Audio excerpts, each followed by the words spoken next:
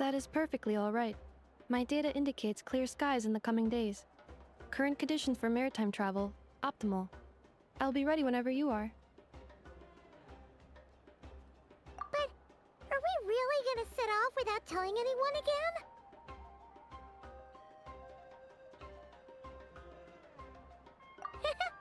Funny you mention it. You'll never guess who Paimon saw on the way over.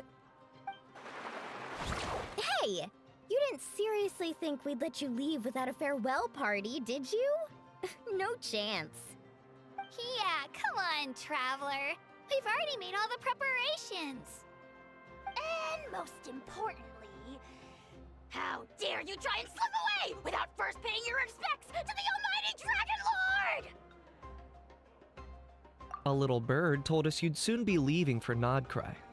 So, we asked Paimon to give us a heads up before the date of your departure. You sure it's not time to think about changing that little habit of ours?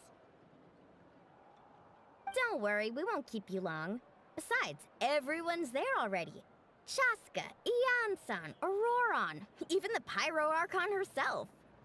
You're invited too, Anefa. Shilonen has a special gift for you. Accompaniment request accepted. Shilonen demonstrates excellent massage technique. My impression of her is exceedingly positive. Wait, so robots like massages too? Or is it just that Shilonen really knows how you're wired? Alright, enough with the chit-chat. Let's head to the venue. Woohoo! Party time!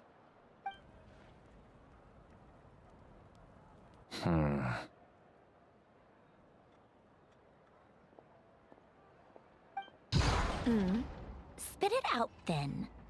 They've set off. Just as my calculations projected. About time I met this variable in person.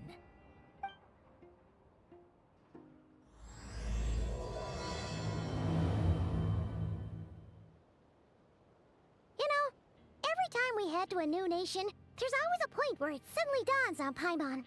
This is it. The next chapter of our adventure has begun. This time, it was the moment she realized she just polished off the very last of her Saurus crackers. Should have stocked up better at the farewell party. In other words, Paimon has marked the geographic coordinates from 2 minutes and 40 seconds ago as the boundary between Natlan and Nod-Krai. This deviates somewhat from the official coordinates stored in my database. Paimon meant more in terms of how it felt on a psychological level. Anyway, what about you, Traveler? When did it really sink in for you? Huh, that actually kind of makes sense. What about you, Anefa? Come to think of it, maybe we should be asking the other way around. So, when you came over to Natlan, what was the moment you felt like you'd left Nod-Krai?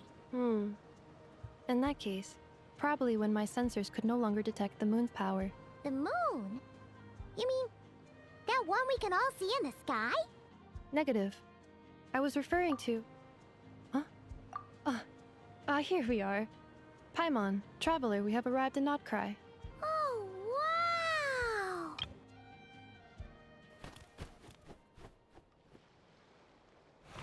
Paimon, Traveler, welcome to Nod-Krai.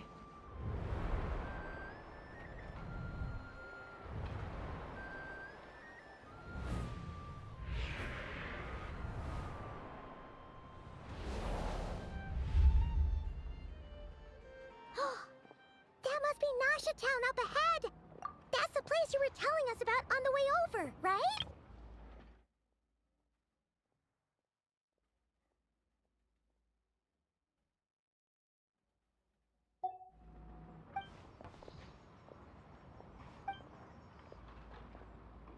That is correct, Paimon.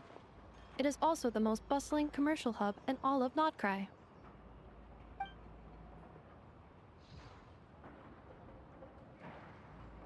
Oh, sounds like the perfect place to start trying out all the local specialties.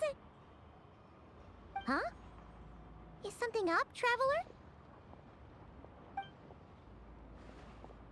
Paimon. This is where our spaceship landed when Ether and I first arrived in Teyvat. Huh? sure? But how come you've never mentioned that before? Seems pretty important to Paimon. Well, because those memories are really hazy. All I remember is Ether waking me up and us leaving the ship. But just now, setting foot on this land, I felt something. The kind of power I sensed in those moments. Are you referring to Kuvaki? Kuva, what now? The locals refer to it as Kuvaki.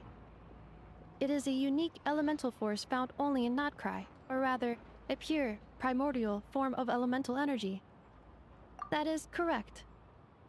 Another similar concept I have found in my database is the primordial sea.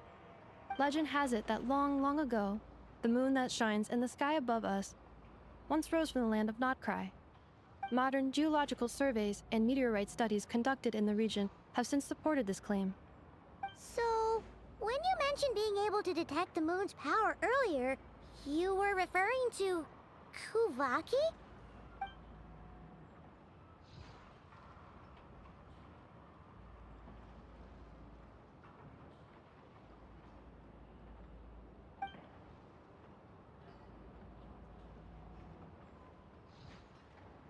Wait, Traveler, you're saying we might actually find your spaceship here?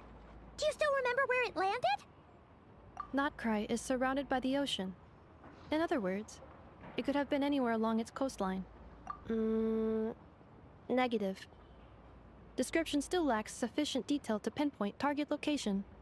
Hey, it's okay if you can't remember everything right away. After all, it's been a really long time. Let's just do what we've always done and keep searching as we explore. Besides, what have you got to fear with your sidekick Paimon still here? I'd be more than happy to help you out as well. Our pleasure. Anyway, just knowing that your spaceship's here in Nod-Krai surely counts as a big step forward, huh? Like we've crossed another boundary? Paimon couldn't have put it better herself. You sure are a quick learner, Inefa.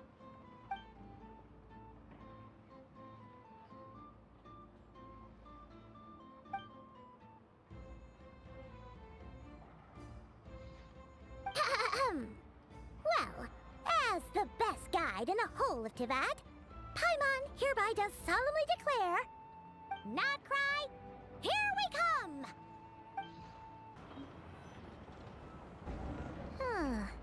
It just occurred to Paimon, if we were looking to put out a missing spaceship commission, or to learn more about Nod-Krai, wouldn't it make sense to drop by the Adventurers Guild?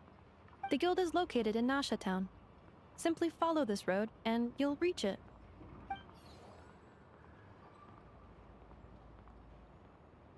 Huh? What in Tivat is that?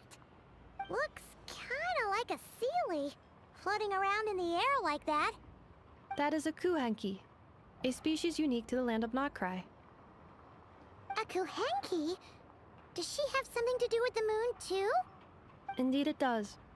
According to the Frost Moon Scions, the indigenous inhabitants of this land, the Kuhenki, are said to be familiars of the moon goddess, leading those who walk in the moonlight's glow to things of great importance. The moon goddess? Don't all people here worship the Tsaritsa? Although Nod-Krai lies on Snezhnaya's border regions, the people here have held their own unique beliefs since time immemorial. As I mentioned, everything in this land shares a deep connection with the moon and the sky above. The beliefs of the Frostmoon Scions seem to date back to the civilization of the angels. According to the documents in my database, even the 7 Archons did not exist at that time. Wow! So the origin of their beliefs goes back even further than the Archon War? Correct. At some point, you may come across some statues of their goddess. The Frostmoon Scions carved these as well.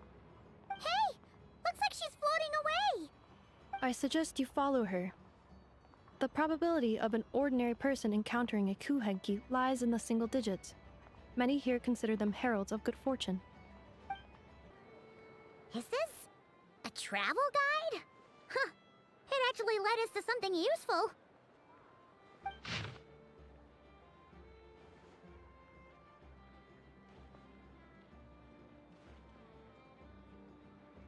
Are there any particular points of interest?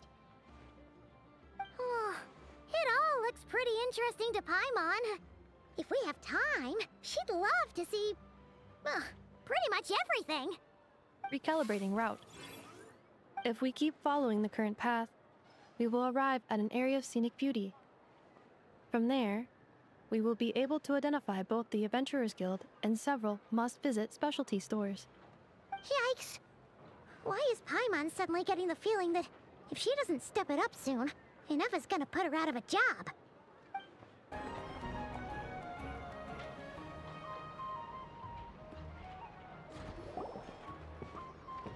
Wow! Nasha Town actually looks pretty big from here. Feels a bit different than Paimon imagined, though. Which aspects in particular deviated from your expectations? Well, Paimon keeps hearing people describe Nod-Krai as an adventurer's paradise. So, she kind of thought it'd be a bit more picture perfect somehow. According to legend, there was indeed an era of peace in Nodkrai's past, the Age of the Fae. Tales of those ancient heroes are still told today. One of the most well-known is that of the Lantern Fae. This individual performed many good deeds for Nod-Krai. The present-day Lightkeeper's nightly lantern patrols are, in part, a tribute to their memory. But then, one day, What happened? there came a devastating abyssal calamity that swept across Nod-Krai, and for a time it was left desolate. Heartbroken by what had become of the land they had so cherished, that Fae extinguished their light, just as the abyss had extinguished all hope. Nowadays, the paradise people speak of is more of an aspiration, or an irony, perhaps. An irony? Today, no official authority governs Nod-Krai. In theory, at least, it is somewhere a person can do whatever they wish, and become whoever they want to be. The Adventurers Guild is just over there, in Nasha Town's Central Plaza, and the flagship tavern is over that way. Hey, what's that building over there? You know, the biggest, tallest one. That is Aino's Boom and Blast Kuvaki energy cannon. It gets activated when the wild hunt threat level outside Nasha Town reaches a certain threshold. But according to the scan I just ran, the energy cannon appears to be malfunctioning, likely due to a recent discharge. The wild hunt? Isn't that the abyssal calamity you mentioned that's specific to Nod-Krai? It is a phenomenon that has been occurring for several centuries now. Yet the time and location of wild hunt attacks are seemingly random. At first, it was more of an old wives' tale that adults used to scare children. If you don't start behaving, kid, some night, the wild hunt's gonna come for you. Listen, do you hear that? That weeping in the fog? Those are the cries of a young woman being dragged away. You're saying people actually hear things like that? I have not witnessed enough wild hunt attacks to give a statistically sound answer. But the oldest legends say that all people saw was the ghostly shadow of a woman in the mist. It wasn't until later that it became a full-blown calamity. Abyssal monsters and all. Huh. When you put it like that, Paimon's really gotta hand it to Aino. Not only did she repair you, but she's even built a giant cannon to keep the wild hunt at bay. Absolutely. Aino is very impressive indeed. Anyway, according to my schedule, it is time I took you over to the flagship. Oh, sure. After all, we shouldn't keep Varka waiting. Well, Paimon's not sure if he'll actually show up at the bar this early. You're right about that. Here we are, the flagship. Varka told us to meet him here in his letter, right? Let's see. Varka? Varka! No matches, I identified. Huh. So he isn't here after all. Oh, guess we never did actually say we'd be arriving today. Hey, why don't we go ask the owner? If what they say is true, Varka's drinking prowess must have left quite the impression.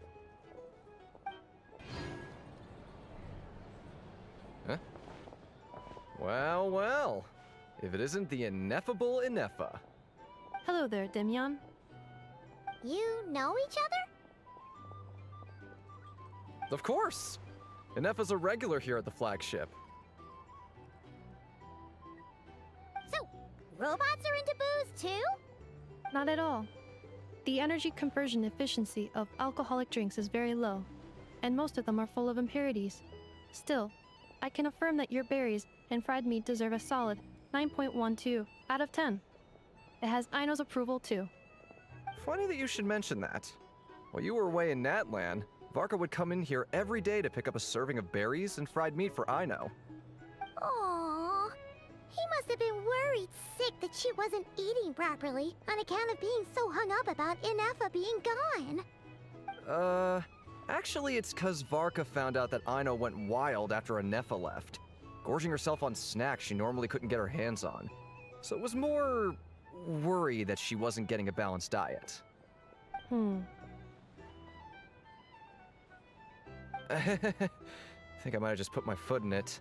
Anyway, since you're back from Natlan, these two must be the ones Varka mentioned.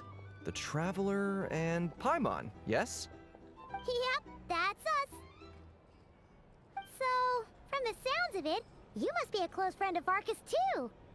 Varka? Goes without saying. After all, he's the only one around here who's ever managed to stay standing after 10 rounds of the roulette special. Paimon can't believe he's made such a name for himself. Though, guess it's hardly surprising how. Right now? Must be somewhere near Anvan Tinyarvi. That's quite far from here. Huh? Where's that?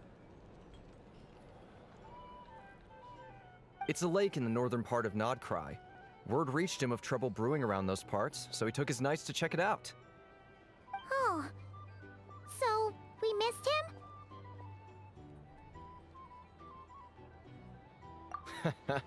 Varka knew you'd say that. So he specifically told me to make sure you stayed here and enjoyed yourselves. He sends his assurances that everything's under control. Well, if he's that confident, guess our only option is to accept. Anyway, it's not like there's any special cause for concern. He is the Grand Master, after all. Exactly. Plus, not only has he booked you into our finest room, he's paid for it in advance, too. Whoa! That's so generous of him! We might not have met yet, but Paimon's got a feeling that we'll get along with Varka like a house on fire. Oh, and by the way, he also asked me to serve up a portion of berries and fried meat for Ineffa. That was prepaid as well. Thank you. No, thank you. I'm the one who should be grateful for your business. Traveler, Paimon, why don't you go ahead and drop off your luggage? I can use this time to go pick up some components that Aino asked me to bring back. Sure thing. Besides, now that we've got ourselves a map, once we're done unpacking, we might as well go for a stroll ourselves. Why don't we meet up again later? Oh. So you no longer require navigational assistance? No worries, we should be fine. We've got a rough idea of our way around town, so Paimon's reasonably confident we shouldn't get too lost. Thank you. This translates into an approximate time saving of 30%, meaning I will be able to see Aino about 45 minutes earlier than previously projected. Oh, right. You must miss her a lot, too. In that case, we better get a move on.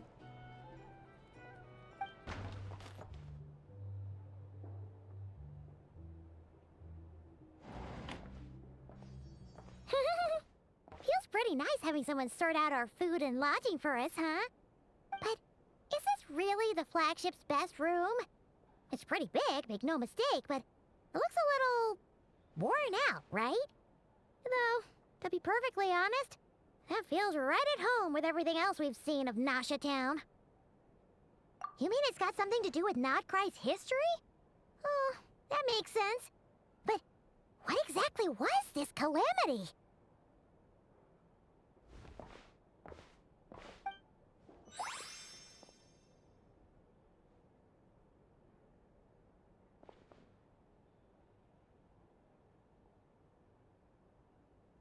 Oh, should we try the berries and fried meat too? Paimon's getting hungrier and hungrier every time someone mentions it. Oh! Sorry about that. Paimon wasn't watching where she was going. Please, there's no need to apologize. If anything, I'm the one who should be sorry. Clearly, I shouldn't have gotten lost in my thoughts in the middle of a hallway. Wait a sec. Are you staying in the room next to ours?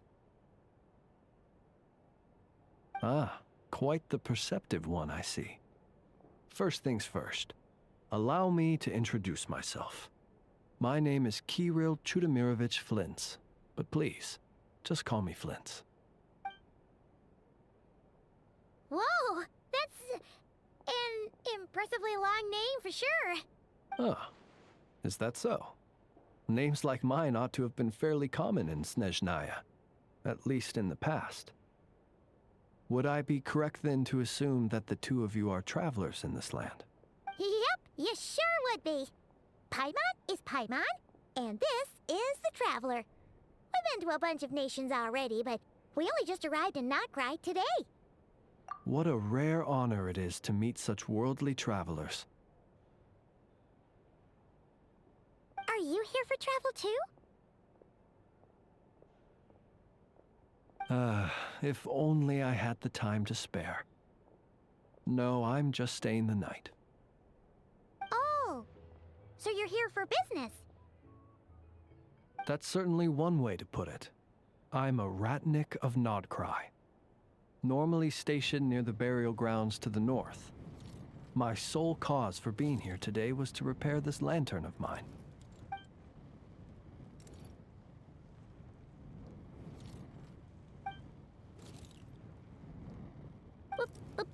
Burial grounds?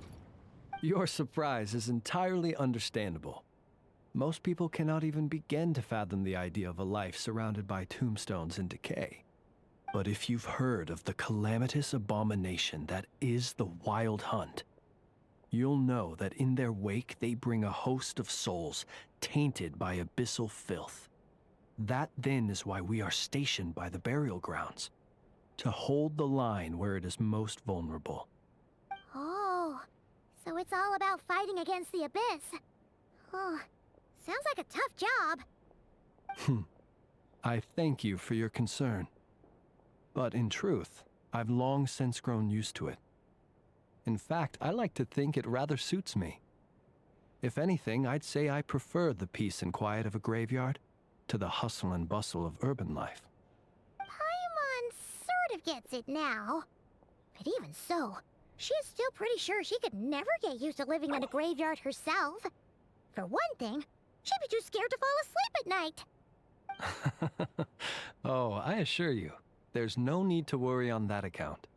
The kind of ghosts you find in cemeteries aren't too big on talking. But even when they do, they're usually far more discreet than the living. Well, would you look at that? Who'd have thought we'd end up chatting this long? Must have a lot in common, huh?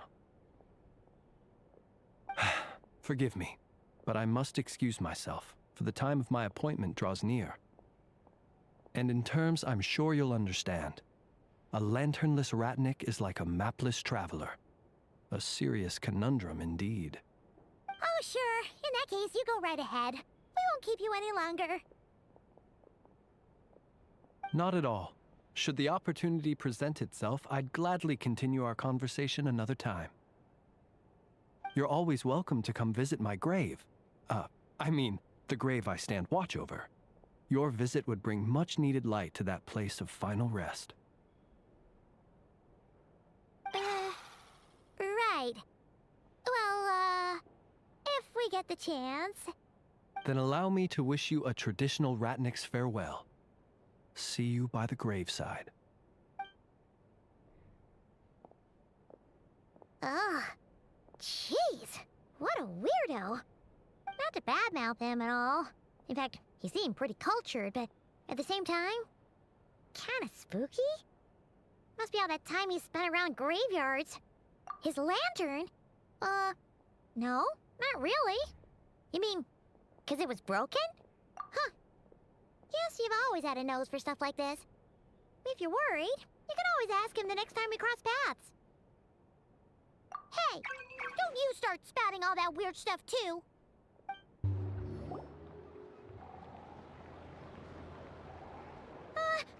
Paimon almost forgot something super important. Were we gonna go try out the berries and fried meat?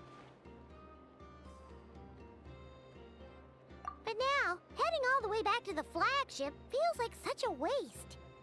Please, accept today's boon.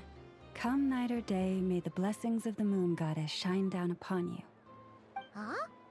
What's going on over there? Wait, free food? Wow, the people here are so nice! Quick, let's grab some too. Paimon's super curious what their food tastes like. Moonlight illuminates the path before you, travelers from afar. Huh? How'd you know we were travelers?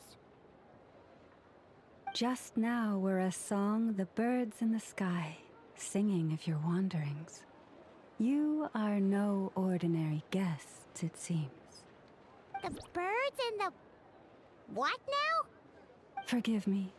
I should not have laid the words of others out as a welcome mat for our very first meeting. You, too, must be wondering who I am. I am Lauma, moon chanter of the Frost Moon's scions.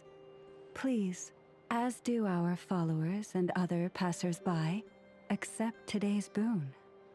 Happy to oblige. Paimon's name is Paimon, and this here is the Traveler. Thanks so much for sharing your yummy food with us. We'll take one each. Think nothing of it.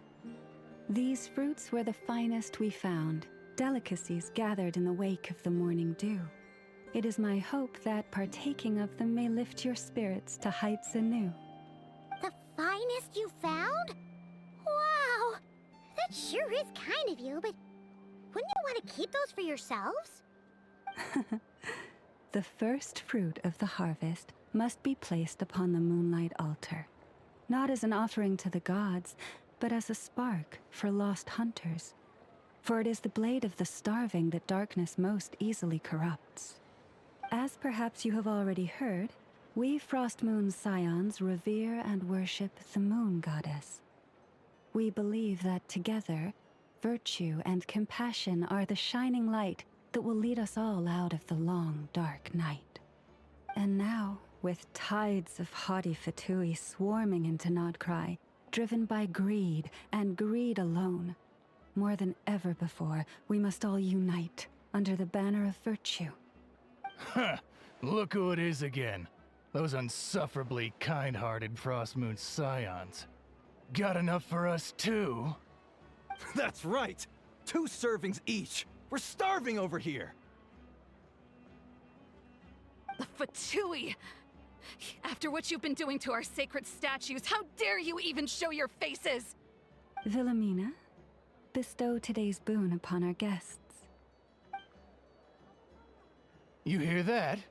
No slacking now. We'll have the very best you got. But, my lady, they...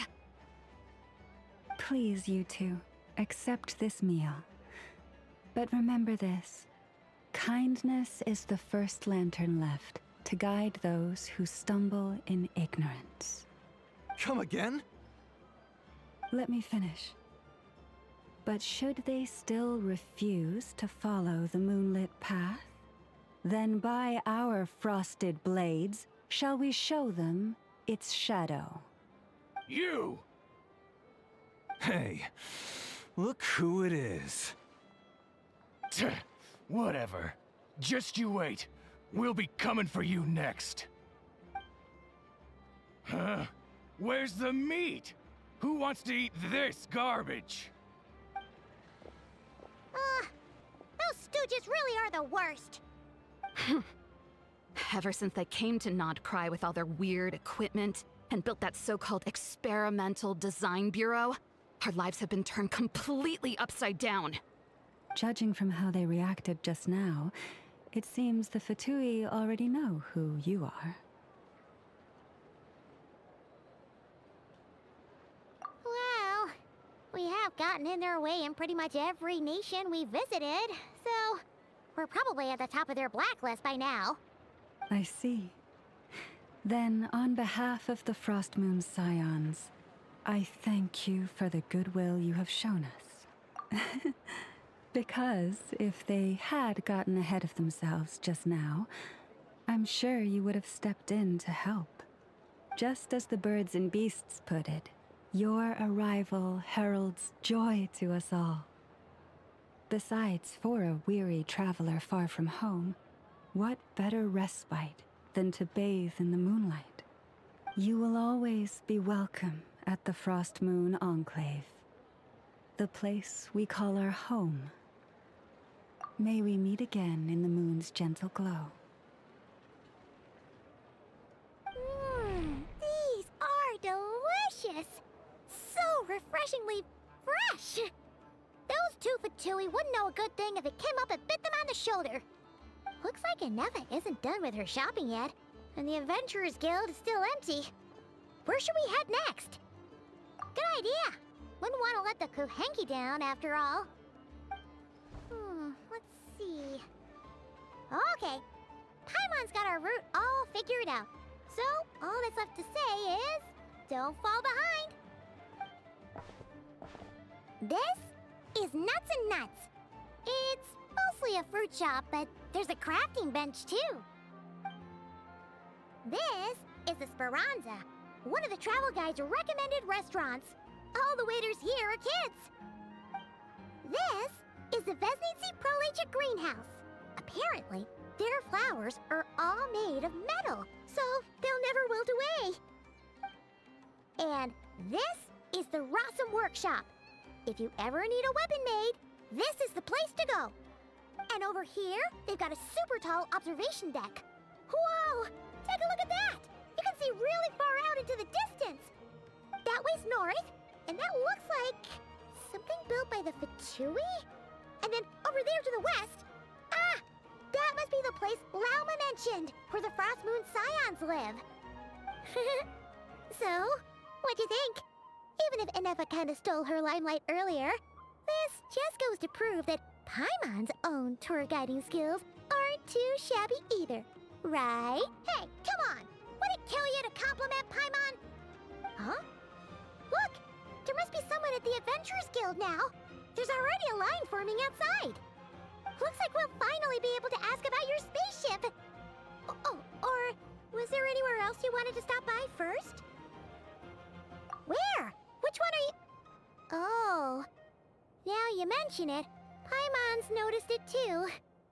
Ugh, better not be who she thinks it is. Anyway, where we go first is completely up to you. Either the Adventurers Guild, or that suspicious-looking shop. A word of warning, though. If we step into that shop, be sure to keep a very close eye on your Mora.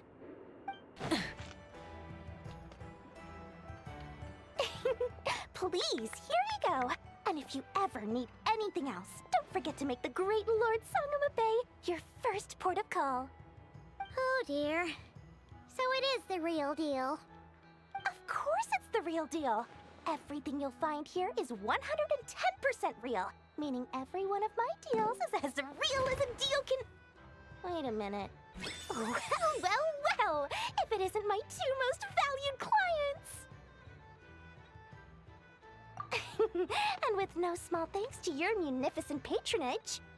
Come. How could you just sneak into Nod-Krai like this without telling your dear Lord Sangama Bay? If I'd known earlier, I would have made an absolute pulled out all the stops to ensure that your boat ride over was as comfortable as humanly possible. Thank the Archons we didn't tell you. Oh, come now! You know as well as anyone how impeccably and conscientiously above board I am when it comes to doing business. Well, regardless of whether that's true or not, the main issue here is that we had no idea you had a branch in Nod-Krai. A clever merchant always has a backup plan, or two, or three up their sleeves. As the saying goes, a rabbit with many burrows fears not the hunter's arrows.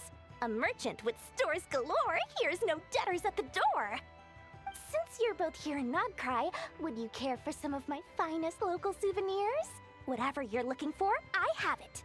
Or if it's Sumeru you're missing, I've got that covered too. We literally just arrived. Do we look like we're on the hunt for tourist trinkets to take back for our friends? My, your high-minded tastes never cease to impress. In that case, I know just the thing. You must be on the hunt for something like this? What's that? Your hat? Information, of course. Information about Nod-Krai, locked securely in the otherwise impenetrable vaults of the Lord Sangama Bay's brilliant mind. I knew it! I just knew you'd appreciate the value of my wares. On the back of all our pleasant dealings in the past, I'll even take a hit by throwing in some insider info for free. Wow. You sure are feeling uncharacteristically generous today. What do you mean by uncharacteristically? I am the most generous person forget it. Anyway, the long and the short of it is this. The moment I set up shop in Nod-Krai, it struck me how many different factions there were, all competing against each other for power and influence. Well, as they say, there's no time for business like a crisis.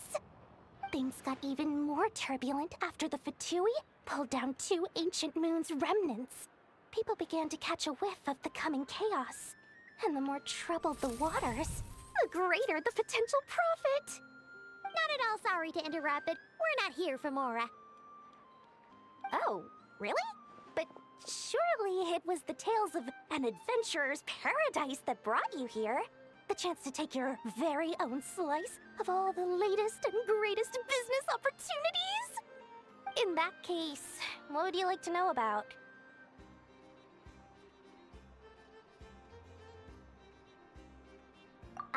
What now? A spaceship? Nope, never heard of anything like that. Don't you two get involved in any big business here without so much as a heads up, you hear me? At the very least, consider letting me in as a key investor. Everyone knows they're here for the Ancient Moon's remnants, but no one's sure why they pulled them down in Nod-Krai of all places. Anyway, they've been acting mysterious enough, but if you ask me, that Kuvaki Experimental Design Bureau of theirs up north hides secrets wilder still. The Frost Moon Scions? You mean the people who believe in the Moon Goddess? They're not a bad bunch, it's just, well, they have such simple tastes. No luxuries, no indulgences, no nothing. Trying to earn a little more from that lot is like trying to squeeze blood from a stone. Still, things between them and the Fatui have gotten pretty tense. It's only a matter of time before the powder keg goes boom. And when that happens, that's when business will start to boom too. Oh, they're an organization set up to keep the locals safe. Apparently, they have a long and glorious history, and they're made up entirely of volunteers. But seriously, a volunteer organization in Nod-Krai? This place is hardly a magnet for noble hearts. No pay, all work. That's not a business model, and it's certainly not for me. That bunch of booze-loving monstatters? Ugh, don't even get me started. As fellow Outlanders, I thought they'd be easy pickings, but somehow, every single one of our business negotiations wound up at the flagship. I've done plenty of deals with heavy drinkers before, but those guys? I never once made it to the contract signing before blacking out. I'm getting flashbacks of the hangovers just thinking about it.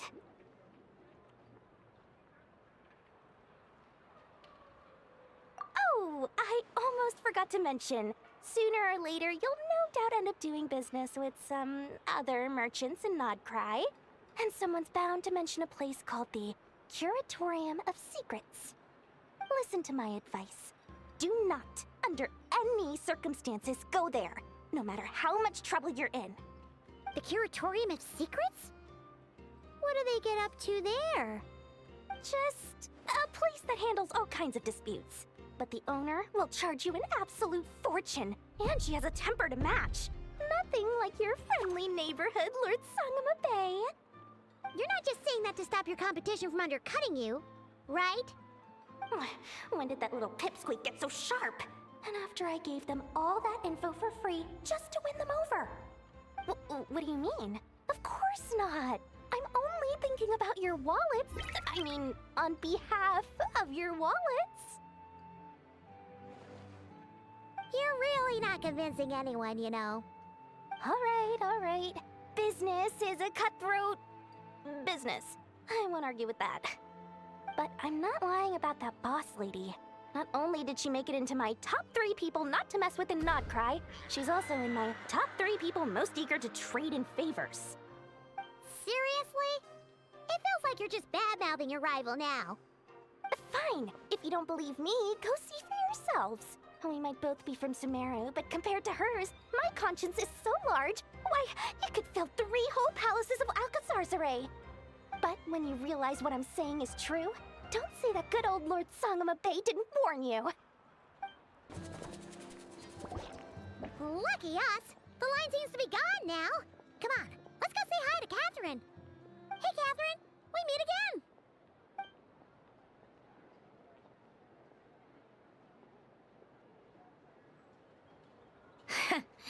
How ridiculous. Huh? They often say that mortals, shackled by their own flesh and blood, may fail to perceive the truth of this world, even when it is right beneath their very noses. Yet I had not expected to have the pleasure to witness such heights of absurdity firsthand. But Paimon must have gotten the wrong person. At second glance, you do seem a bit younger than Catherine, and you certainly sound a lot less friendly. A creator might forgive ignorance, but being mistaken for one of my own creations is beyond all pardon. Look very closely, for standing before you is none other than Marionette, 7th of the Fatui Harbingers. A harbinger?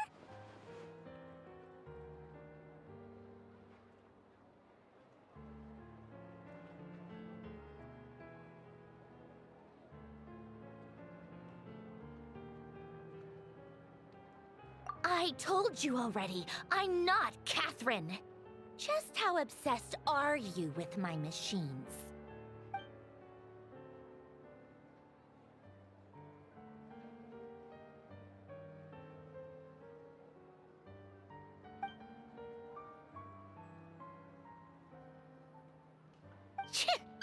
Today's encounter is merely a courtesy call. A friendly warning, if you will. You interfered with my work once before, with that little robot. I let it slide. After all, it was nothing more than a distraction, a side project at best. But we are in Nod-Krai now, and as such, I strongly advise you not to stand in the Fatui's way. Otherwise, the next time we meet, I might just have to drop all this meaningless etiquette. Oh, please. You've got some nerve coming out with barely veiled threats like that. You're the one stirring things up here. Oh, perhaps you have misunderstood. Just because Nod-Krai lacks a ruler at present, that does not mean it should not be ruled. We Fatui are simply establishing a new order. Yeah, right. More like shady experiments, judging by your massive creepy research facility. I've said what I came to say. What you do next, only you can decide. So why don't you start by using your already limited processing capacity to calculate your even more limited options? And, being the refined young lady that I am, I shall indulge you just this once. Ad Astra Abasask. Welcome to Nod-Krai, Dominion of the Fatui.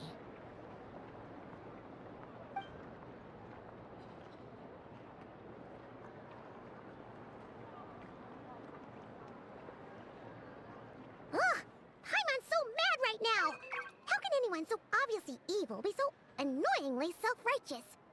But if a Fatui Harbinger is here to greet us in person, that can only mean one thing. We'll have to be extra careful from here on out.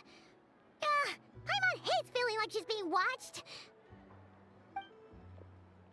Hey! The real Catherine's back! Ad Astra Abyssosk. Welcome to the Adventurers Guild. How may I help? I will do everything I can to assist you. Oh, you're so much nicer to talk to, Catherine. Please don't leave us again, okay?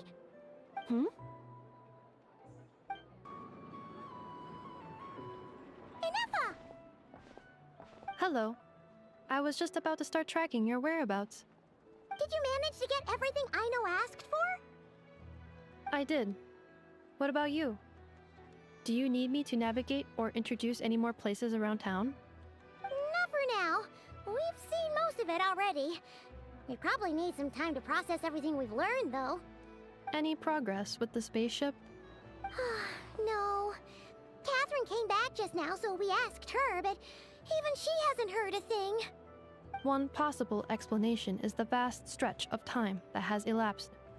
Additionally, given the limited resources available in Nod-Krai, it is entirely plausible that the wreck was scrapped for parts, or even mistaken for a pile of broken machinery. Aww. Understood. In that case, why don't we go ask Aino together? After all, she was the one who salvaged me, ancient dragon technology and all. If there really are any unusual parts floating around Nod-Krai, there's a high chance they've passed through her hands at some point or another. Good point. And since you keep mentioning her, we're curious to meet this whiz-kid mechanic too. Understood. Then I'll handle navigation as before. ETA at the Clink Clank Krumkake craft shop. 34 minutes ahead of schedule. Oh no! There's a little animal trapped over there! Let's go help it out! Huh? That's weird. Why isn't it responding? The tides of Kuvaki affect everything in Nod-Krai.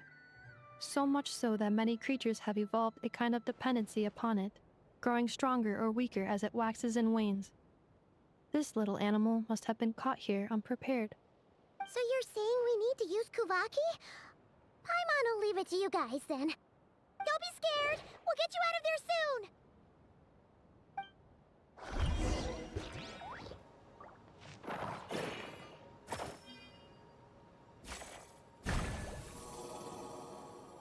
Oh!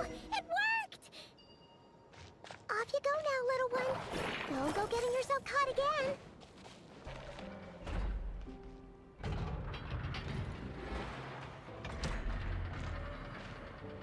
Here we are. The place Aino and I call home. Whoa! So many machines that Paimon's never even seen before. And then there's all these little robots. Did Aino build them all? That is correct. It looks like Aino has created 3 more little bots since I've been gone. Aww. Well, you were gone for quite a bit. She must have missed you. I missed her too. I want her to see what I've become. Let's not keep her waiting any longer then. Come on! Aino, I'm back.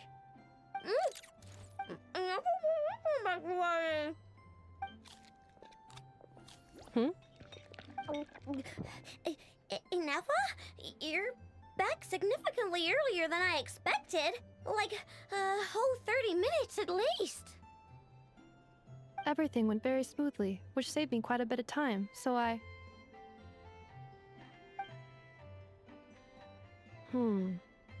know.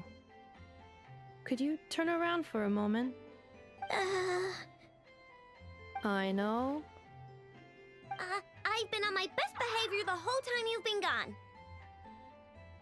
She's got chocolate all over her mouth. I know.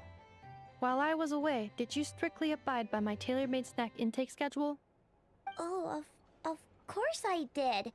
1 whole cake, 1 crumb cake, and 1 pack of chocolates a day, right? It was either a cake or a krumkake or a pack of chocolates per day. Oh, shoot.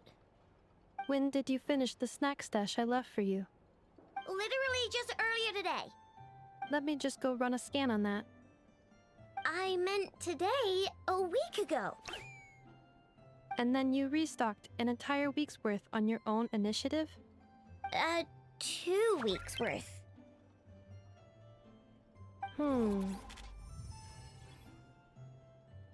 Why does Paimon feel like the roles in this household are pretty much the opposite of what she imagined?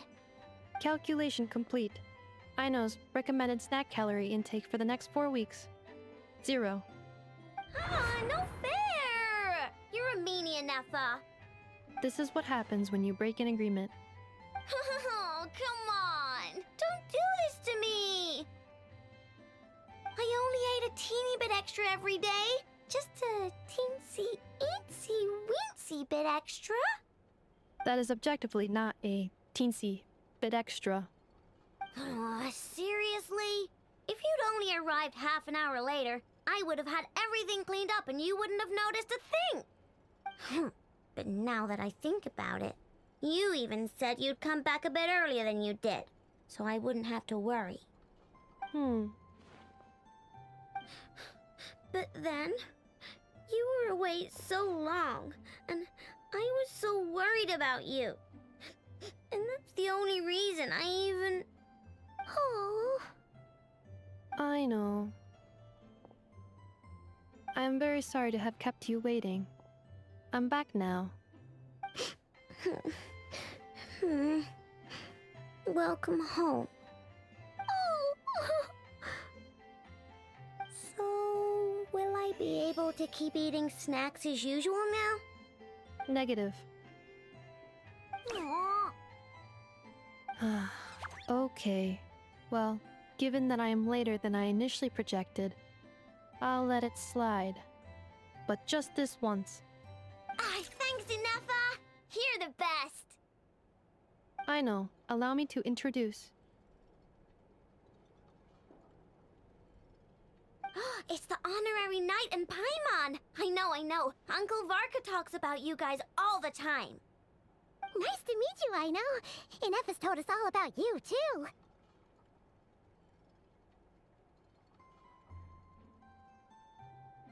Huh? Really? She actually said that about me? Well, she's not wrong.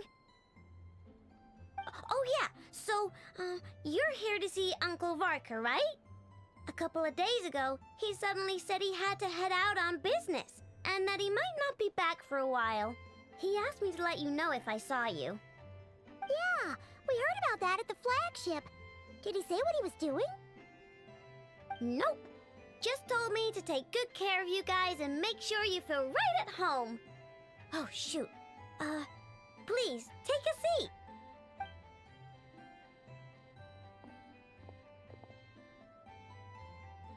Do either of you need my help with anything? Anything at all? After all, I'm the head of this household. Sure wouldn't know it from that snack tantrum she just threw.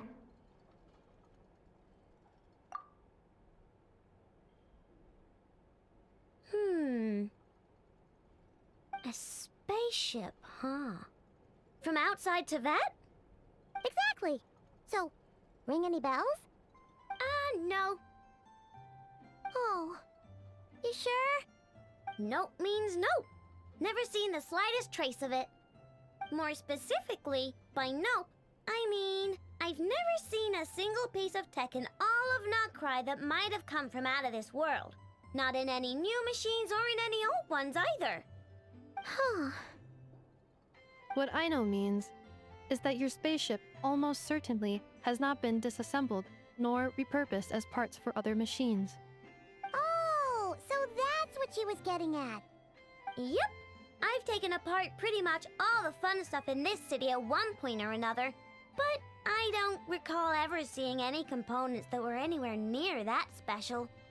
So, either your spaceship crashed somewhere it's never been found, or someone did find it and then hid it really, really well. But who would even do something like that? Beats me. Maybe someone who thought they could stash it away for a rainy day. Just like how I sometimes hide snacks in the...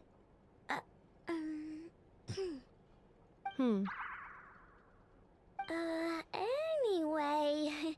Long story short, I definitely haven't seen anything like that. Besides, sounds like it would practically be ancient history by now. If anyone still has any leads on what really happened, it'd be the Frost Moon Scions. The Frost Moon Scions? Huh? Haven't heard of them yet? Didn't Inefa tell you about their rituals? There wasn't enough time to delve deeper into their history and traditions. What kind of rituals are we talking about? I've never actually seen them myself, just heard bits and pieces here and there. They say that each of their moon chanters has had access to an ancient relic that lets them see the true past. Not sure exactly how it's meant to work. I can't get my head around anything that can't be explained by either machines or science. And to tell you the truth, I don't like it much either. Looks like we'll have to try our luck with the Frost Moon Scions. Aw, leaving so soon? Sure you don't want to hang out a little longer? It's getting late, I know, and these two still need to head over to Hisi Island. It would not be convenient for them to linger much longer. Aww. Alright then. Don't worry, we'll be sure to drop in on you as often as we can. Really?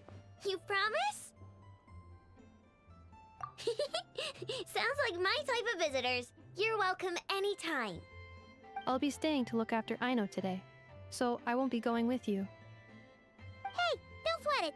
We'll find our way just fine. I'm glad to hear that. Also, I must admit, I have very much missed the charging bed that Aino made for me.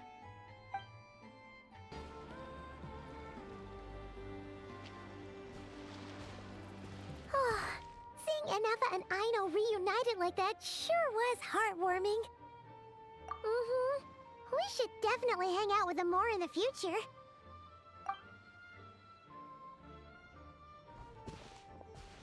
Speaking of homes, we must already be close to where the Frost Moon Scions live. The vibe here feels different, just like the scenery.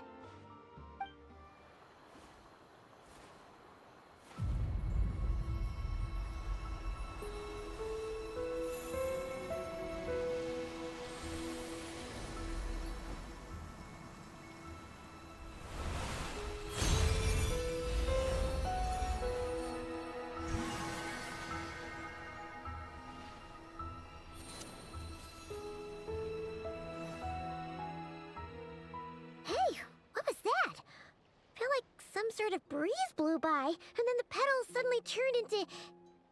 Huh? Is that a Kuhenki? She looks different from the ones we saw before.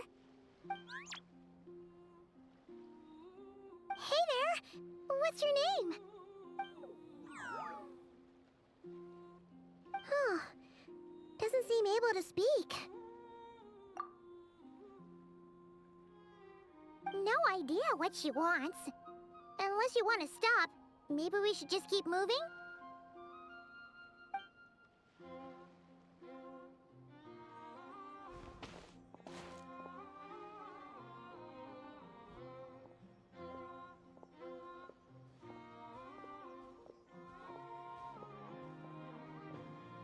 She's following us! Go on. Go on now. We've got stuff to do. Best you find someone else to hang out with. Hey! Don't make it sound like Paimon's some kind of meanie. Paimon had no idea what she wanted, okay? Ugh. Anyway, next time Paimon sees her, Paimon promises she'll be nicer. Seeing as we're on our way over to meet Lauma anyway, we can ask her about it while we're there.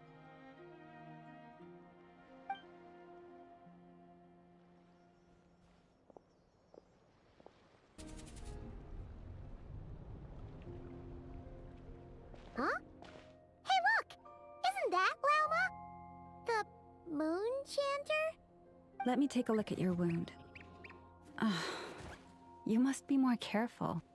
Doesn't matter how much of a rush you're in, your safety always comes first. Oh, you're back too. How was your day? You what? Those two Fatui? The ones who were causing trouble in Nasha Town?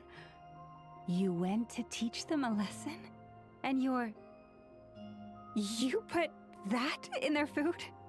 You naughty little thing! How could you do that? They didn't notice. That's not the point. You mustn't do that again, okay? Next time, at the very least, bring a few of your friends along too. You'll be an easy target if it's just you on your own. Hey, Llama! Still remember us? Oh, it's the Traveler and Paimon, isn't it? Welcome to Hisi Island. Not at all. Those who come with kindness in their hearts are always welcome with the Frost Moon Scions. Were you just talking to those animals? I was indeed. The Frost Moon Scions bloodline is unique, for throughout our history, there have been many among us who could communicate with all living things. What was that? Oh, is that so? She says she was trapped in a plant earlier, and that you were the ones who rescued her. She wants me to thank you on her behalf. Oh, it was nothing. Barely lifted a finger. If you both are free, why don't you join us at the Frost Moon Enclave for dinner? Consider it a small token of thanks for your kindness. We'd love to! And actually, we had something we wanted to ask you anyway.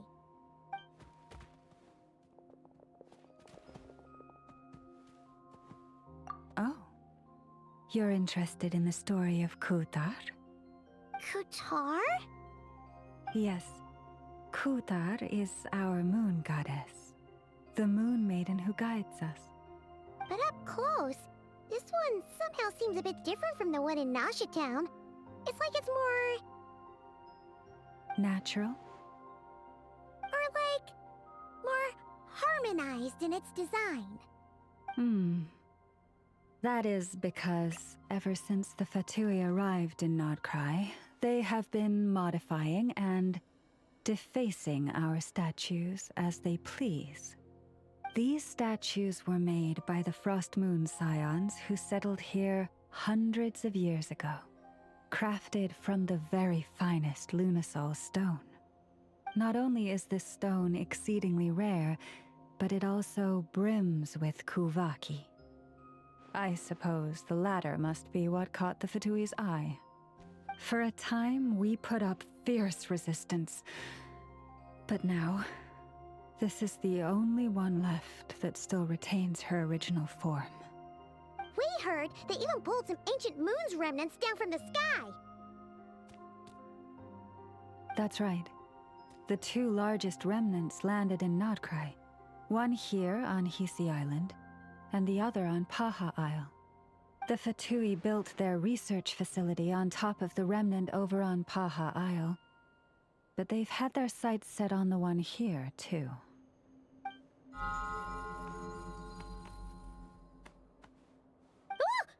Oh! It's that little Kuhenki again! Surely that can't be. Hey! We've been wondering what was up with it, too.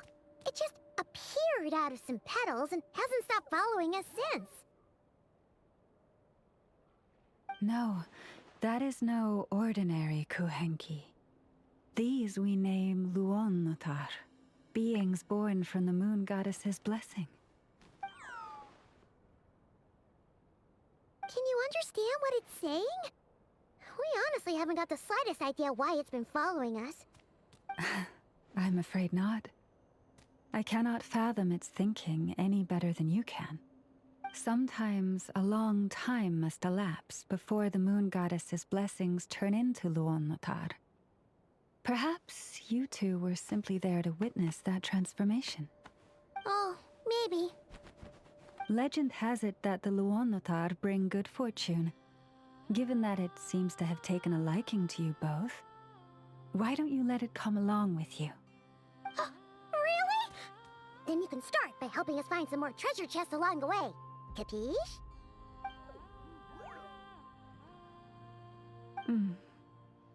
Twilight approaches. If you would hear more of the moon's story, then let us make our way to the Frost Moon Enclave. Beneath the gentle moonlight, I shall share this tale in full.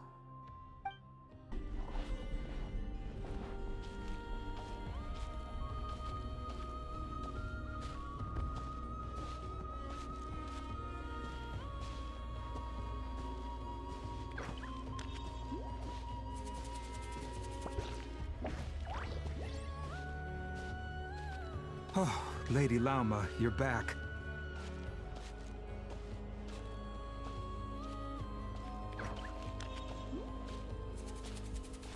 Come day or night, may the blessings of the Moon Goddess shine down upon you.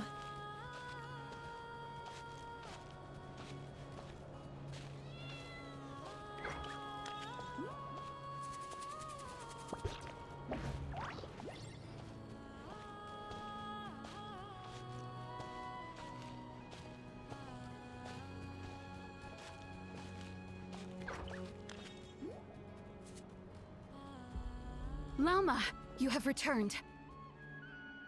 Wilhelmina, this is the Traveler and Paimon. Kindly arrange for 2 additional dinner settings for our honored guests. Of course, my lady. Wow! Everyone along the way here pretty much saluted you. Are you, like, super important around here? I am but a moon chanter, one entrusted to convey the Moon Goddess's will. Nothing more. She's just being modest. The Moon Chanter holds the highest rank among us Frost Moon Scions. Lauma is our leader. Wilhelmina? I know. I'll send word to the kitchen. 2 meals coming up. Whoa! Paimon had no idea you were such a big shot. It is merely that the unique traits of our bloodline have manifested themselves especially strongly in my person. That is no accomplishment of my own. Please, follow me this way.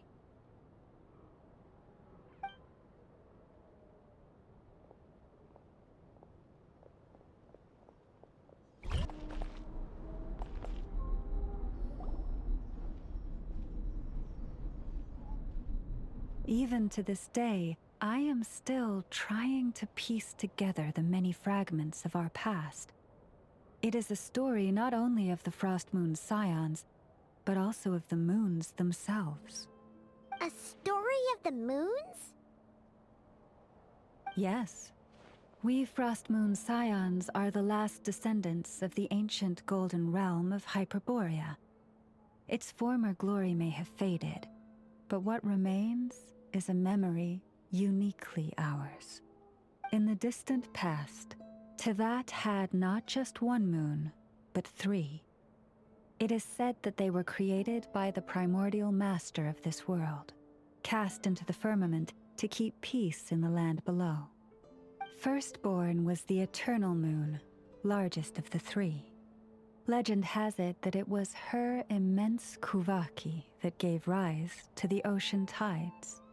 Next was the Frost Moon. Smaller than her big sister, yet brightest in radiance. Her glow became the cold, undying lantern of the night. Finally came the iridescent moon, smallest of the sisters. Most of the time, her light was barely visible to the naked eye. Yet when she shone, her fleeting halos were all the more mysterious for it. Wow! Sounds like it all happened so long ago. So, what happened to them afterwards? Afterwards, well, as you have seen, the 3 moon goddesses perished.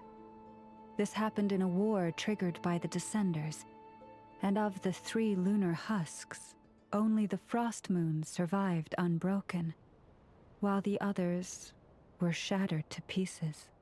Oh, so that's why there were ancient moon's remnants in the sky. Yes. It is also said that when the moons shattered, most of their fragments rained down upon this land like stardust. That is why Nod-Krai is blessed with such an abundance of Kuvaki. As for the remnant that the Fatui recently pulled down, that belonged to the Eternal Moon. Wait a sec. But you just said that 2 of the moons were shattered, so where are the remnants of the iridescent moon? The iridescent moon's remnants were never found. What happened to her after the war remains a mystery. Some say she vanished in an instant, while others believe that her remnants are simply too delicate to leave a trace. Yet, though the era of the 3 moons has long since faded into legend, successive generations of Frost Moon scions have always passed down a prophecy that one day the moon goddess would return. And in the end, that prophecy did indeed come to pass, though not quite. Lady Lauma! Lady Lauma, are you there? Cappy, what is the matter? Lady Lauma, it's my daughter, Karina. Her illness. Take me to her, right away.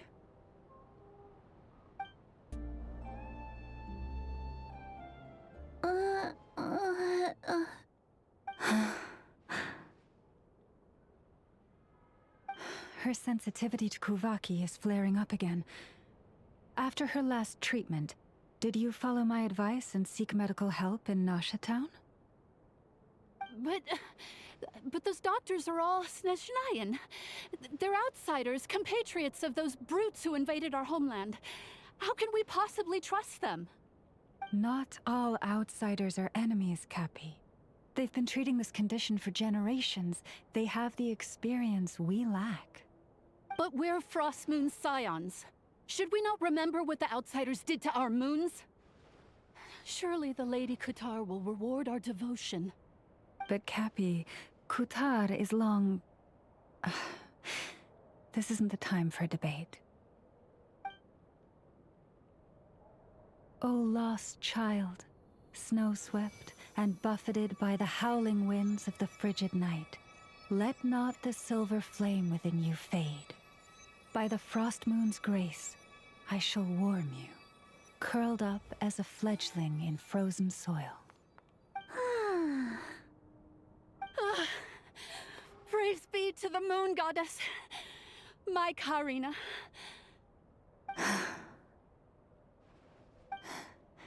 Remember, she must take powdered laka berries daily. It will ease her symptoms.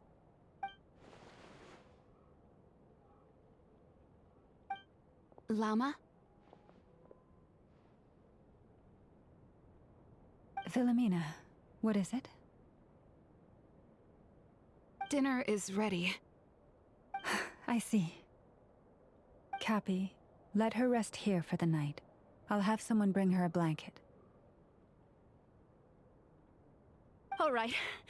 Thank you so much, Lady Lauma.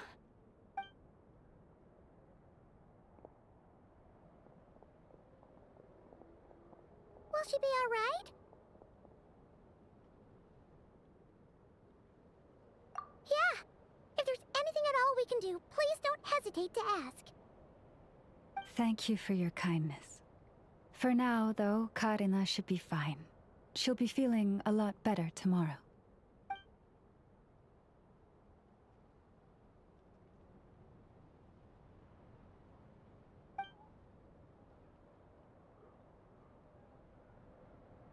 Please do not be worried. Come, let us head to dinner. I believe you still have some questions for me.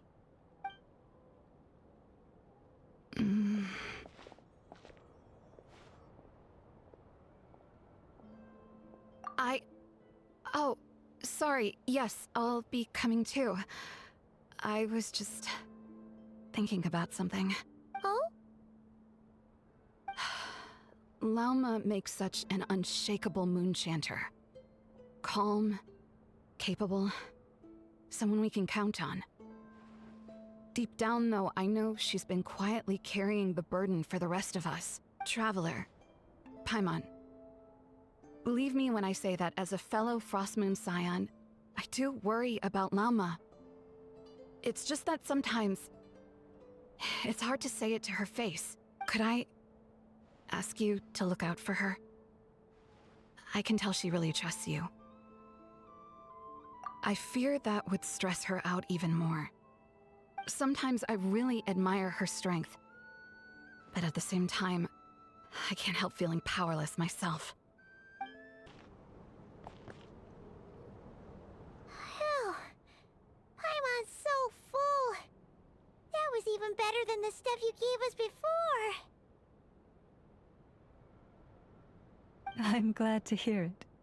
Thank you for accepting such simple hospitality. Hey, we should be the ones thanking you. Seriously, that was seriously scrumptious. How did you even manage to finish it? This slop's barely edible.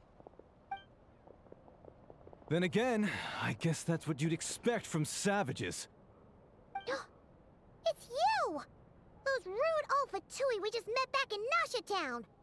My sincerest apologies.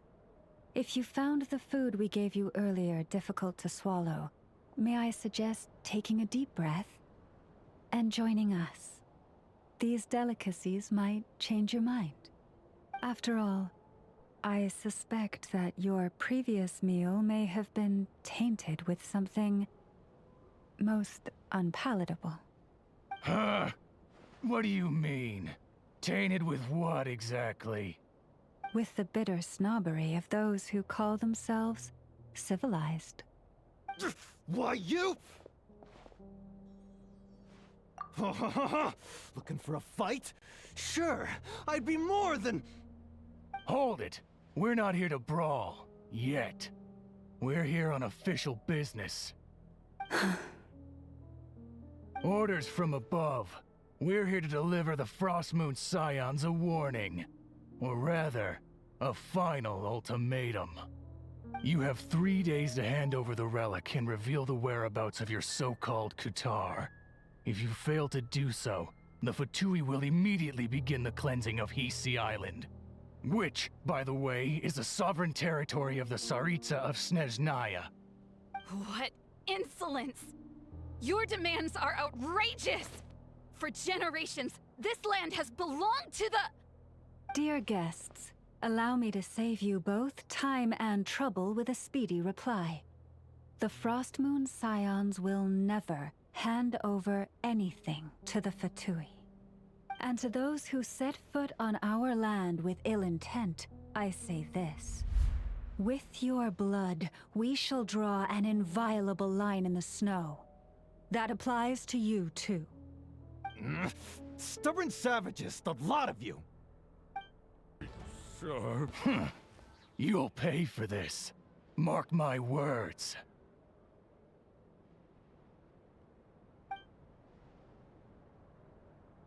Hey, if you're so tough, get back here and put him up! Huh. Guess all they're good for is running away. I'm so sorry. You've had to put up with far too much unpleasantness today. Come on, it's not your fault. We don't like bullies like them either. But still, they mentioned a relic and Kutar. What exactly could they be after? Oh yeah, so this might not be the best time to bring this up, but we kinda have a favor to ask of you, Lauma.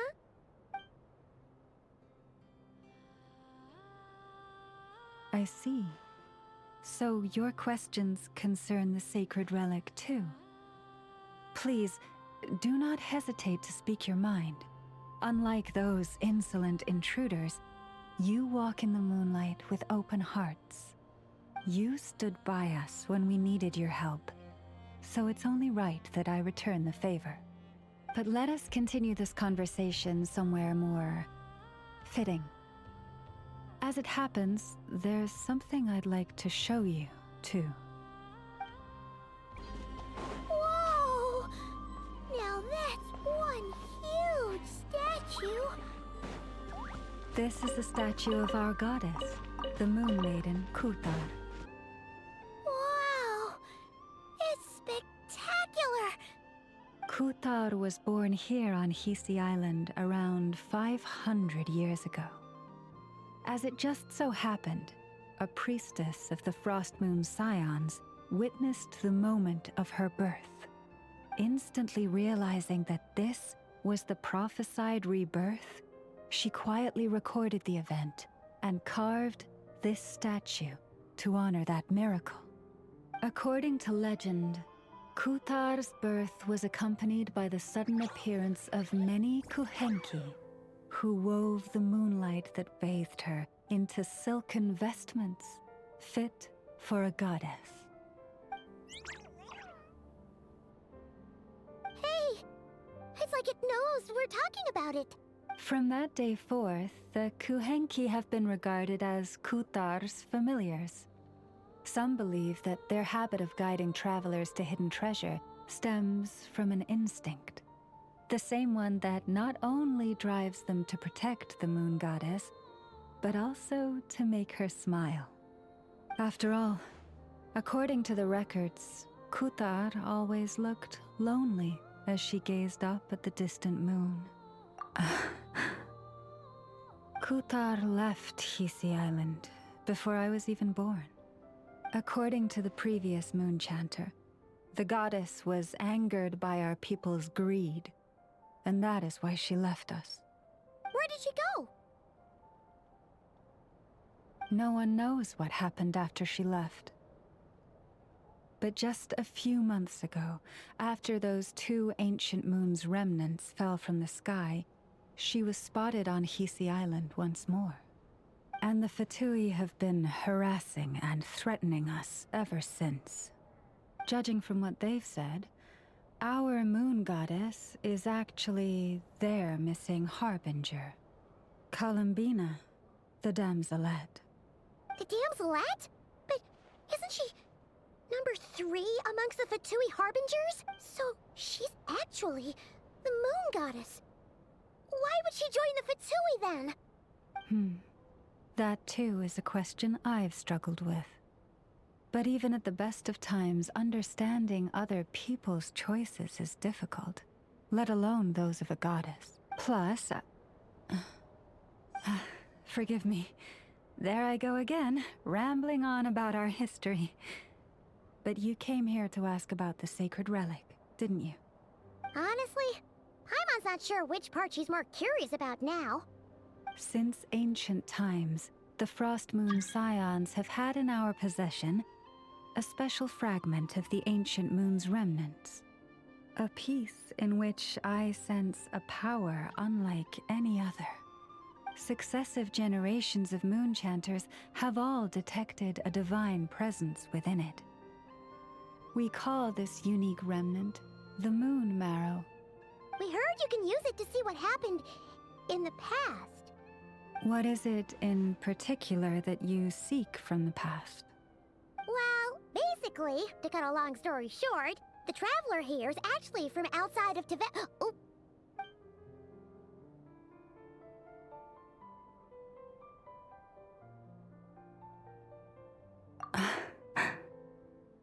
Thank you. Your honesty is a sign of your trust, both in me and the Frost Moon Scions. Unfortunately, though, I won't be able to use the Moon Marrow to shed light on your past just yet. Our people revere the Moon Marrow as a sacred relic. I'm only permitted to retrieve it from the secret chamber in which it is hidden once a year, on Moon Prayer Night. Oh, really? So, when's the next Moon Prayer Night? Judging from the tides this evening, a little less than 2 months. Huh? Does that mean the date changes every year? The ceremony is held on the night when the moon is closest to Tevat. This is also when Nod-Krai's Kuvaki reaches its peak.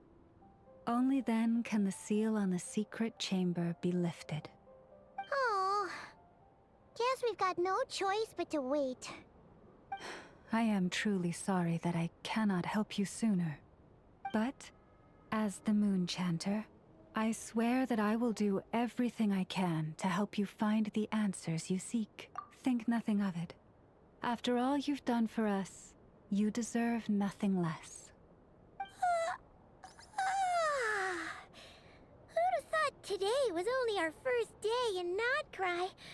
Feels like so much has happened already. If I may be so bold, what does family mean to you? If you are aware of something, a secret that could hurt your family, would you be honest with them? Or try to hide it?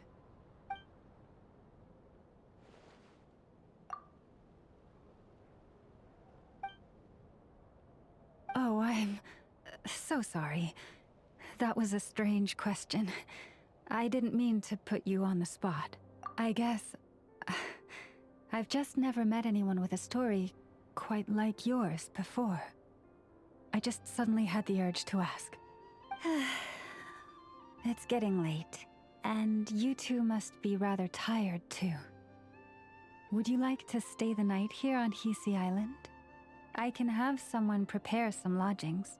Oh, that's all right. We've already got a room back at the flagship as it happens. Speaking of which, if you ever need us, feel free to come knocking. Do you need me to show you the way back?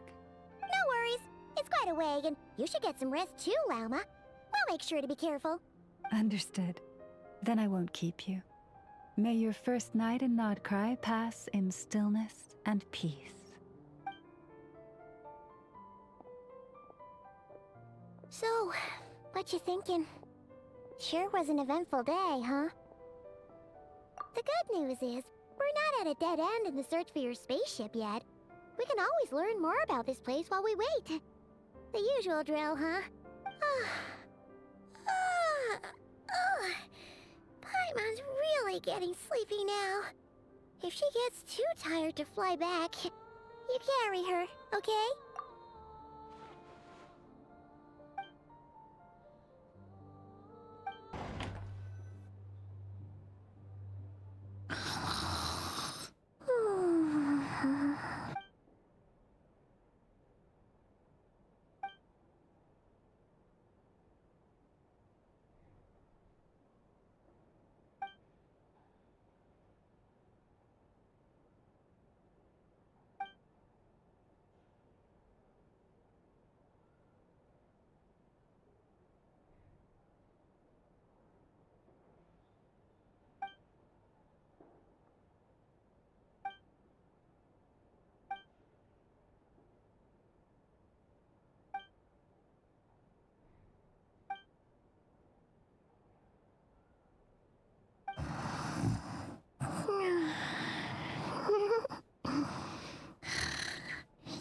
Just one more helping.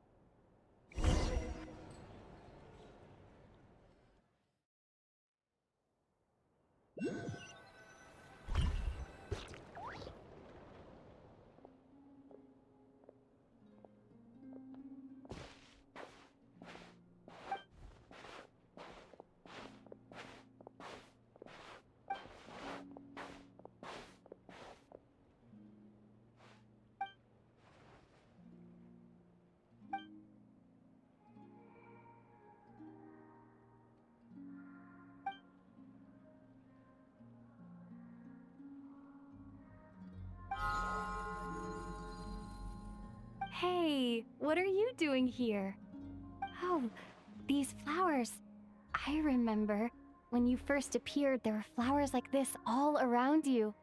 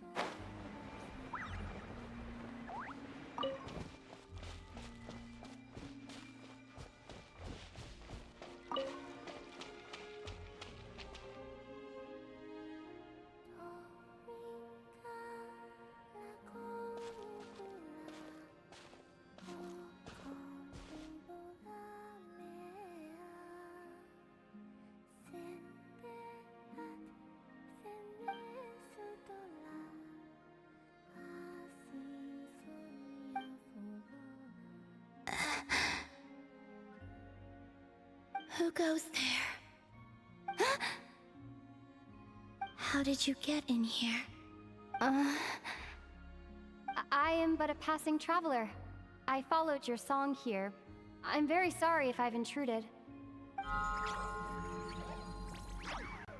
The Kuhenki. She brought you here.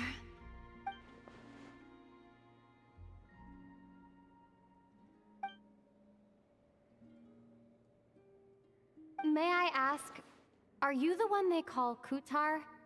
And the harbinger that the Fatui referred to as the Damselette? The Fatui? Are you here at their behest?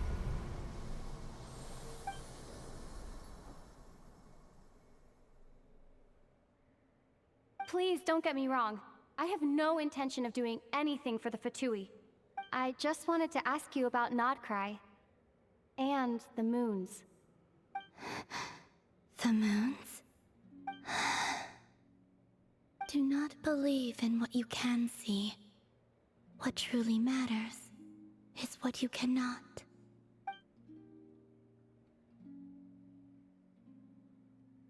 What do you mean?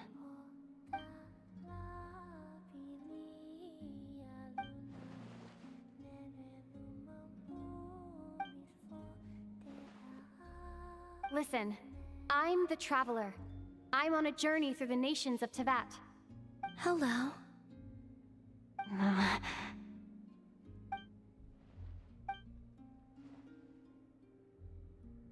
Could you tell me your name? Columbina. Kutar. The Damselette. The moon goddess. Pick whichever takes your fancy. I do not know my own name.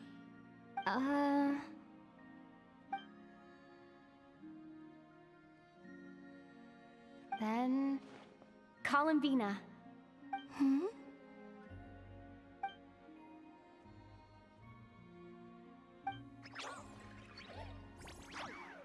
This Kuhenki, this Luanatar, did you bring her into being? Come here, little one.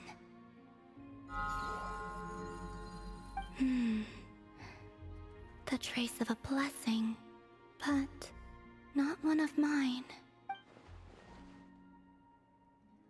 People always assume I can do many things. Assume I have done many things. But I haven't. All I ever wanted was to.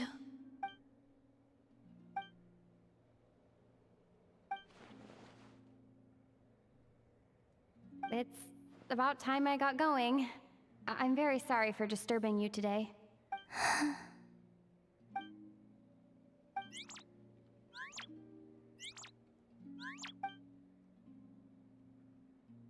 Columbina, that Kuhenki...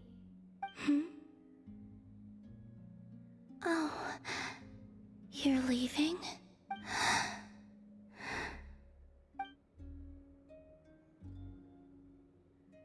Go then. Goodbye. Take care. The moon can be treacherous.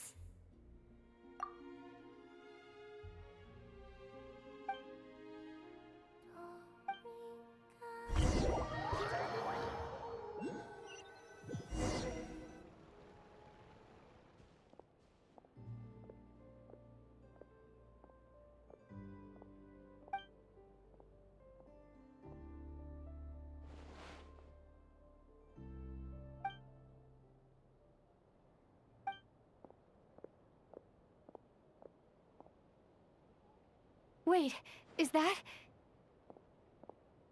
Ether?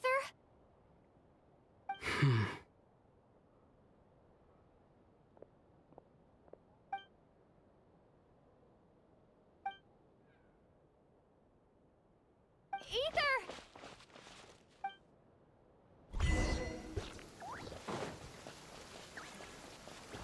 Ether!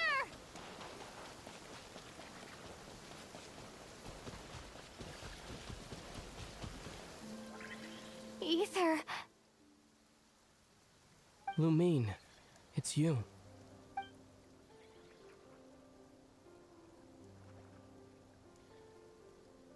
why are you here on Hisi Island? If I told you I was here in search of the Frost Moon Scion's sacred relic, what would you think?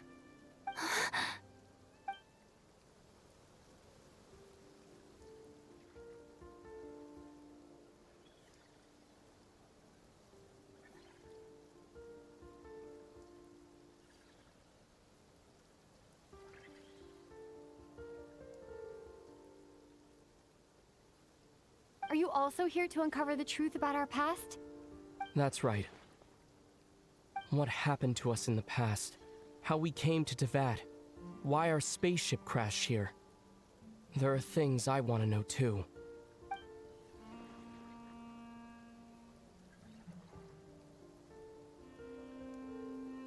But I'm not about to sit around waiting for another 2 months to find out. Wait! Wait? But I still have unfinished business.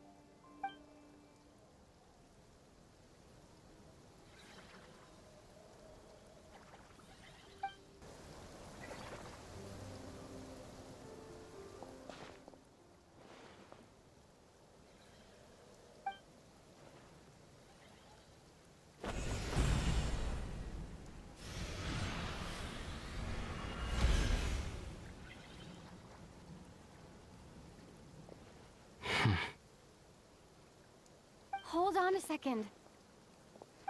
What's wrong? That's the Frost Moon Scion's sacred relic. We can't just... Use it to get to the bottom of all this? We should at least get their permission. You barely even know her. Yet already you hold that moon chanter in such high trust. What do you mean? She told you that the seal can only be broken on Moon Prayer Night, when the flow of Kuvaki is at its peak, yes? You heard all that? Watch this.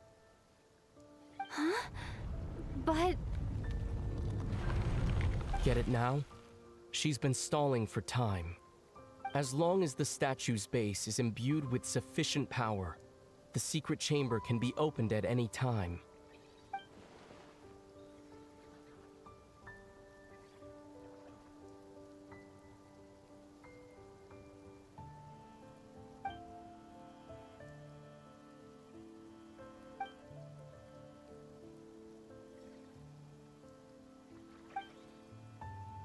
Is it such a sin when I don't put all my cards on the table for you, but not when someone else is doing it? It's not like that. Is it? Ether, you've got it all wrong. This whole time I've wanted to ask you, what happened to make you like this? I admit, I've been having trouble accepting it. But after all this time apart, I've finally come to terms with who you are. Willful side and all. I trust you. I still do. Through all the worlds we've traveled, you've always been there by my side. If there are things you can't explain yet, I can wait while the journey goes on. I'll wait as long as it takes, until the day you're ready to talk. Lumine.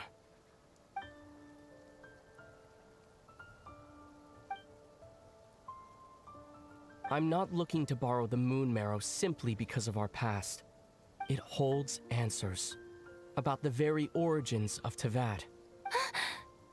I've always believed that if you want the truth, you have to see the whole story for yourself.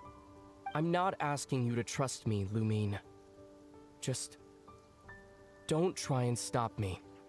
If this choice weighs on your heart, then let me go in alone. Forget this meeting ever took place. A bit late for that now. But maybe this is the chance I've been waiting for all along, even if it fades with the morning light. I want to go with you. You sure? Yeah. Then let's go. Ether. It's been ages since we went on an adventure together. I can't wait. Really? You think I'd lie to my little sis?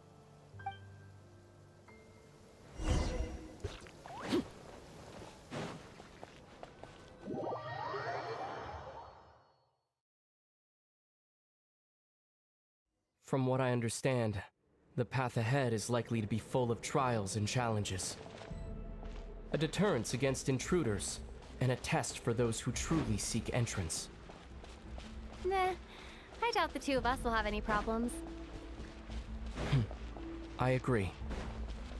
Still, if we get separated, things could get tricky. Best we move together and watch each other's backs. Even the sound of your footsteps takes me right back. As a warrior, as a traveler, as my little sister. Looks like this is the first trial.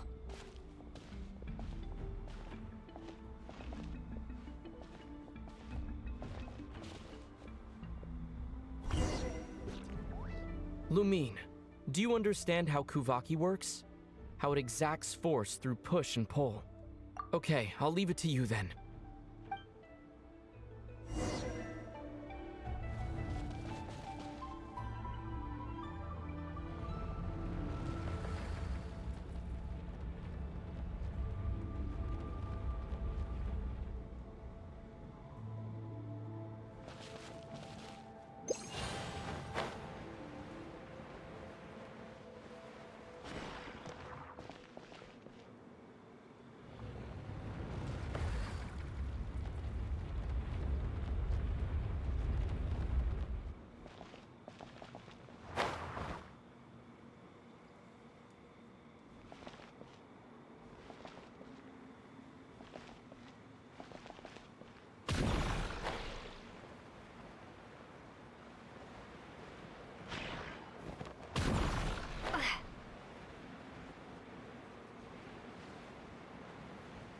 This should help Ether get across.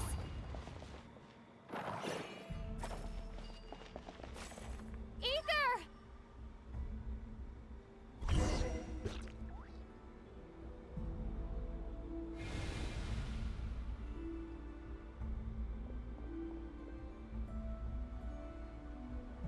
We make a pretty great team, huh? Just like the old days.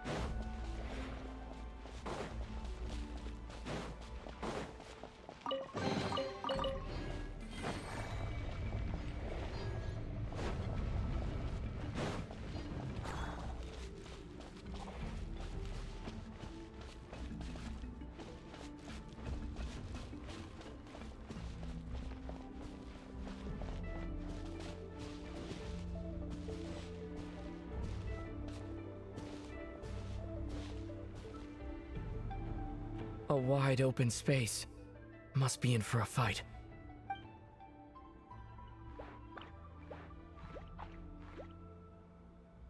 Was that it? What a letdown.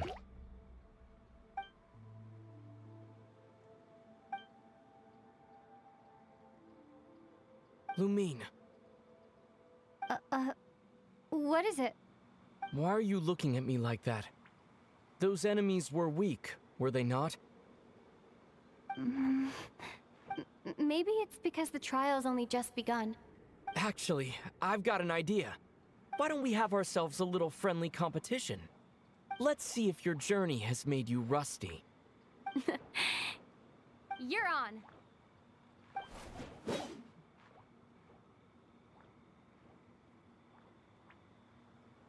I won't lose to you, Ether.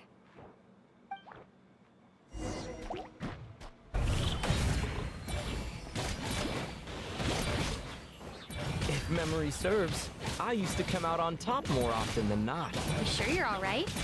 Seems your memory's slipping, Ether. Save it. We'll know who's stronger soon enough. Let's see what you've got.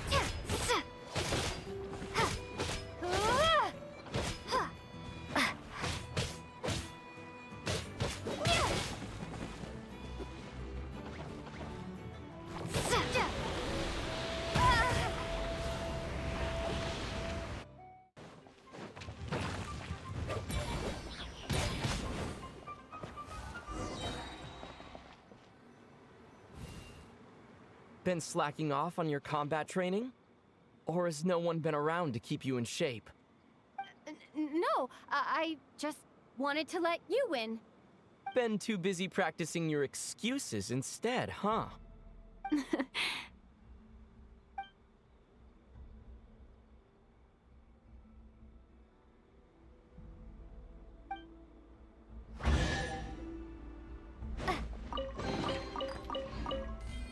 Let's keep moving.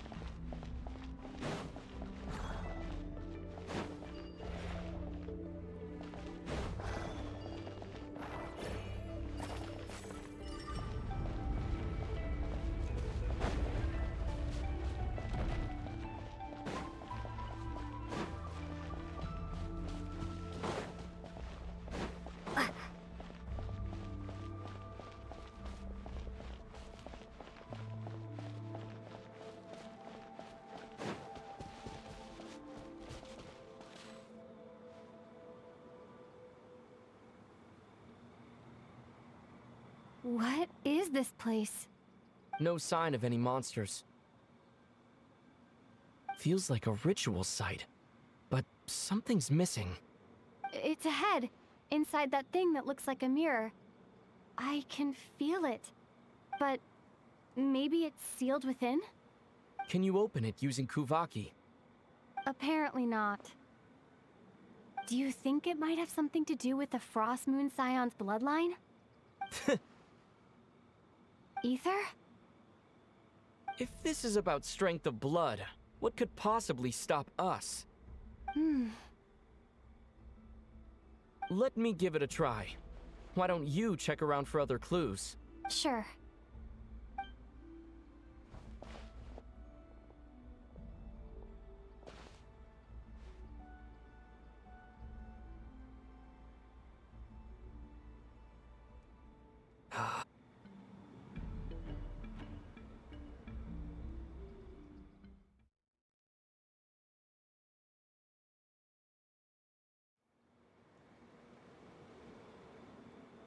What is this place? No sign of any monsters. Feels like a ritual site, but something's missing. It's ahead, inside that thing that looks like a mirror. I can feel it, but maybe it's sealed within? Can you open it using Kuvaki? Apparently not. Do you think it might have something to do with the Frost Moon Scion's bloodline? Ether? If this is about strength of blood, what could possibly stop us? Let me give it a try. Why don't you check around for other clues? Sure.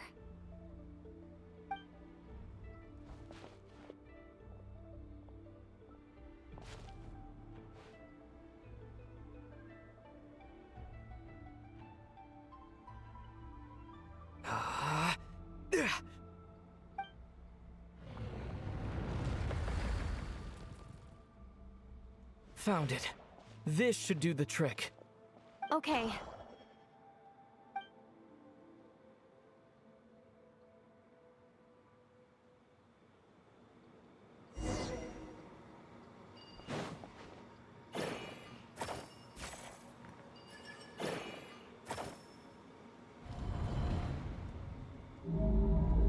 Yep, that got a reaction. That's one down.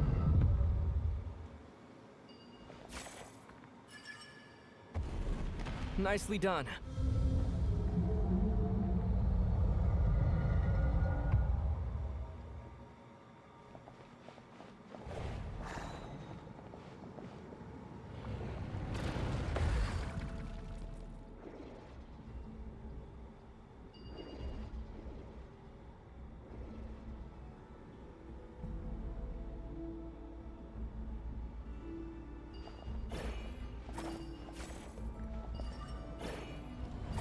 You've got this. One more to go. Good work, Lumine.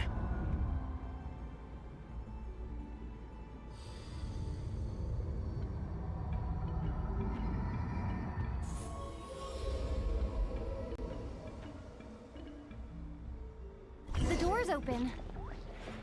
Come, we must be close.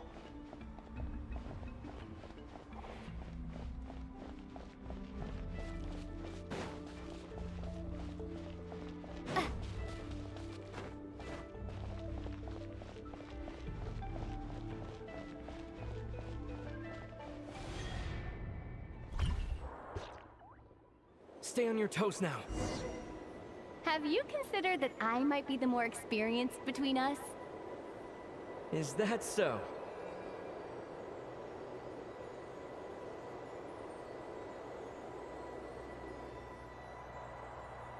So, will you be heading off again after we're done here? Maybe. Maybe not. Another cryptic response. Don't worry about things that haven't happened yet.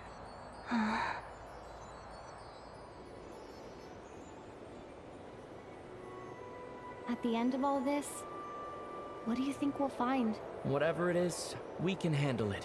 What about the end of our journey? That's not something we need to worry about right now.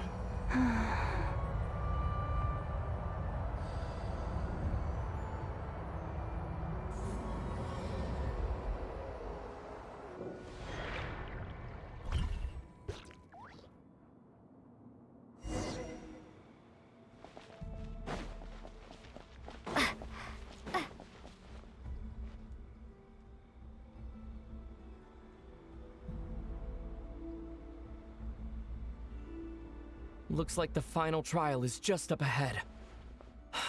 Ready for battle? When have I ever not been?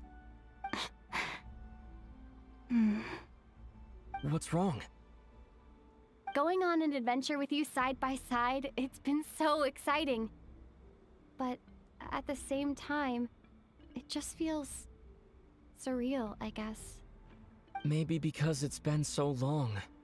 You know, this is only the second time we fought together since the day we both woke up in Teyvat. Maybe that's it. Lumine, let the light of our blades come together once more, just like they did in the past. Ether. This is a night of miracles, an adventure that belongs to us. Let's not weigh it down with worries and regrets. This is our adventure.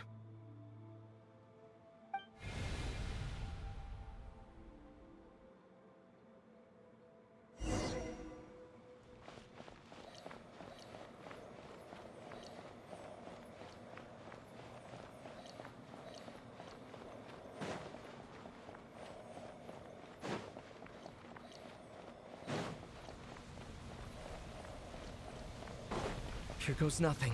Prepare for battle. Stay focused! Dodge its attacks! Don't forget to heal yourself! Meltor!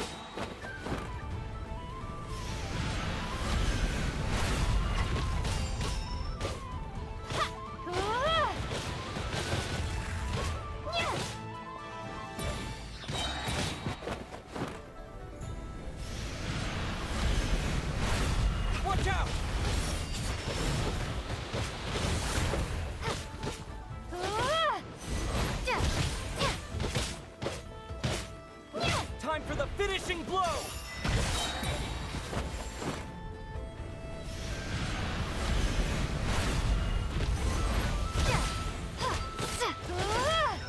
Stay focused! Dodge its attacks!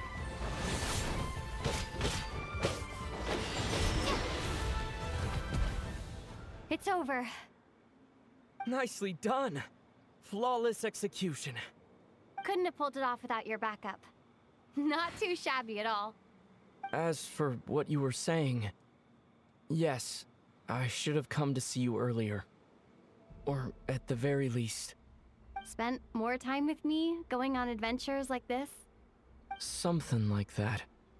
Instead of just running off and expecting you to follow my trail. Wait a sec. That's not an official apology, is it? That goes without saying.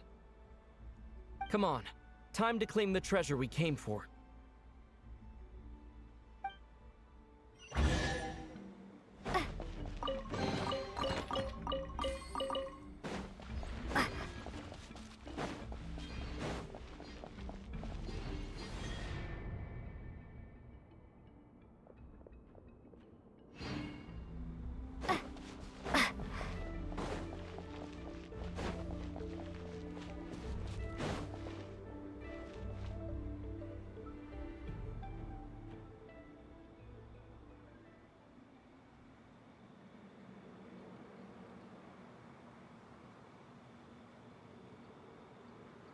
So this is the Moon Marrow, the treasure we've been after.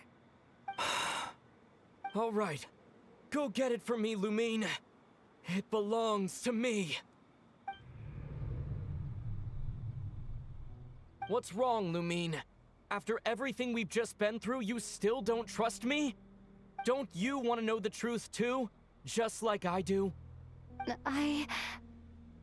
Rest assured, I'll share the truth with you afterwards.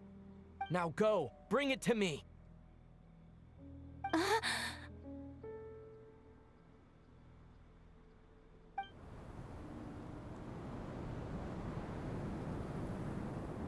What's going on? Where did this fog come from? Ether!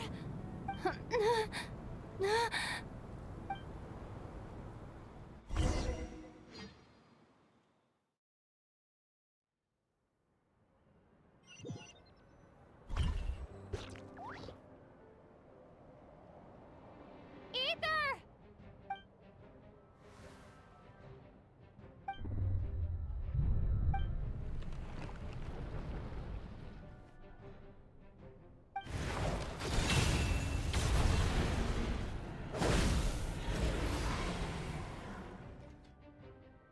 Ether! Huh? Huh? What are you doing here? Yes, we ran into each other at the flagship this afternoon. I'm honored you still remember. Are you looking for something here?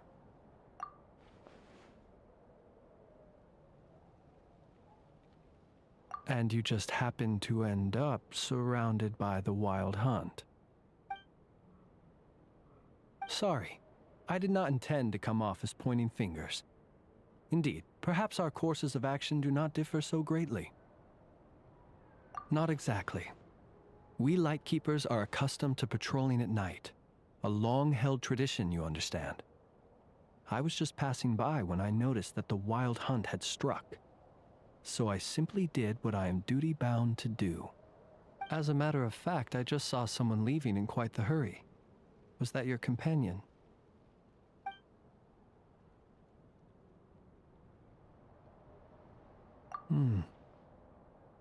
Perhaps I should take my leave now.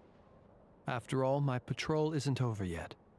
Nod-Krai is a dangerous place to be at night. I'd advise that you head back soon as well.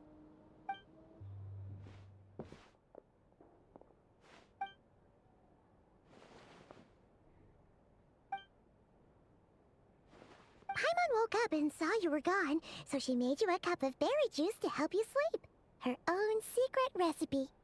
When you get back, drink it up and go get yourself some rest.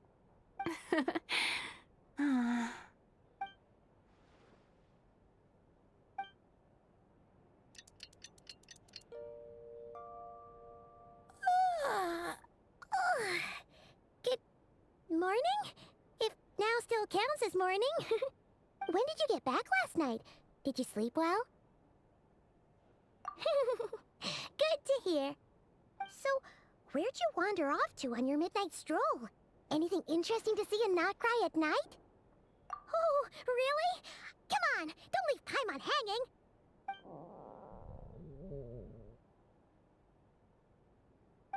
All right. Guess we'll have to feed your stomach before we feed Paimon's curiosity. Let's go grab something to eat while we talk.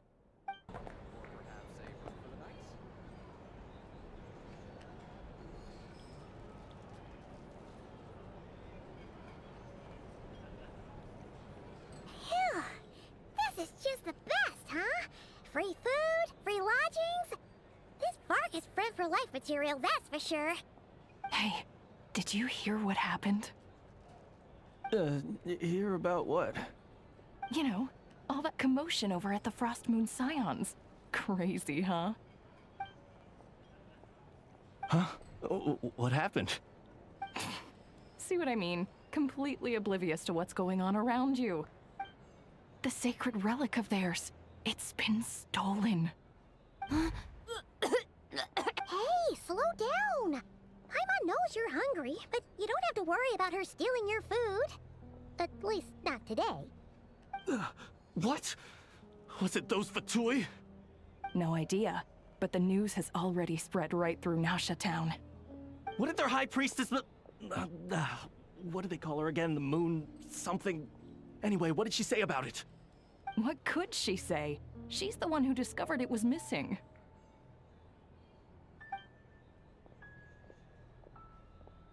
She was in Nasha Town first thing this morning, hoping to launch a joint investigation with the Voynich Guild. Whoa! Did you hear that? Lauma and the others, their sacred relic's been stolen! Who in Tivat would even have the nerve? Paimon bets it was that bunch of good-for-nothing, rule-breaking, troublemaking Fatui!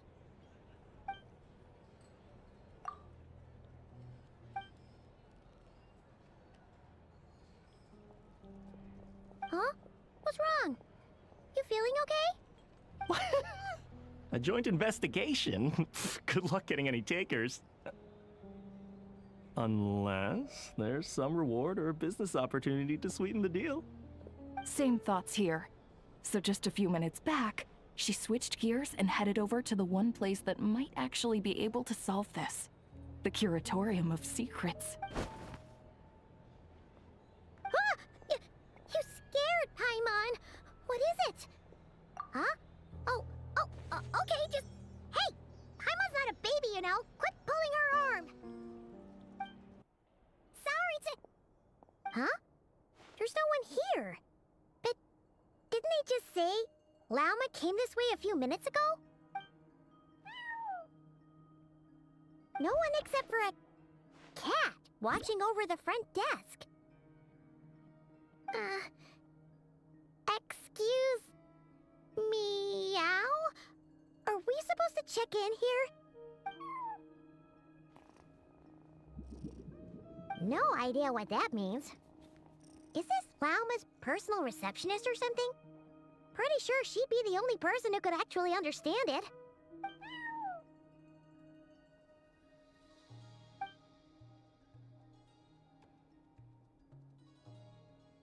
Huh?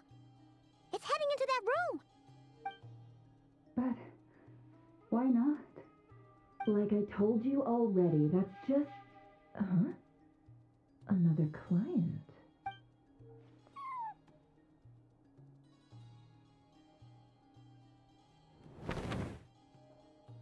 Ah! So, you were in this room the whole time? Something I can do for you. Traveler. Paimon. Oh, you're acquainted then? Yes. They visited Hisi Island yesterday. We had dinner together. Allow me to introduce you. Traveler, Paimon. This is Nefer, boss of the Curatorium of Secrets. Pleasure to meet you. They are travelers who arrived in Nod-Krai just yesterday. Greeted by the birds and beasts of this land, they are kind-hearted souls who walk in the moonlight's glow.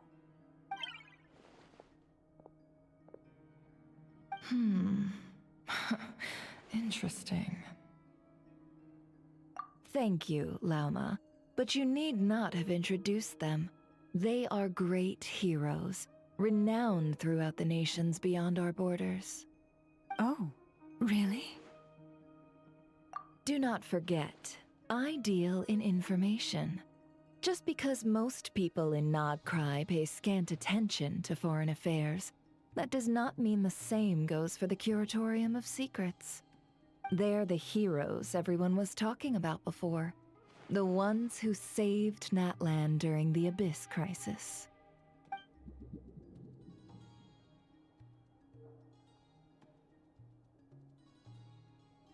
I see. We Frostmoon Scions seldom leave our domain, so I had not heard of your heroic deeds. Please, forgive my ignorance. It's no big deal. We were hoping to keep a low profile anyway. If we had to list all of our titles and good deeds, we'd be talking till sundown, and then some. Huh? What's wrong? Still not feeling great? So, what brings you both to the curatorium today? Oh, so basically, we were just eating when we overheard people talking about how the Frostmoon Scion's relic had been stolen, and then she dragged Paimon over here. I see. Ah, I see. So you came over here because you were worried about Lauma. A combination truly befitting of great heroes. Strong at arms and pure of heart.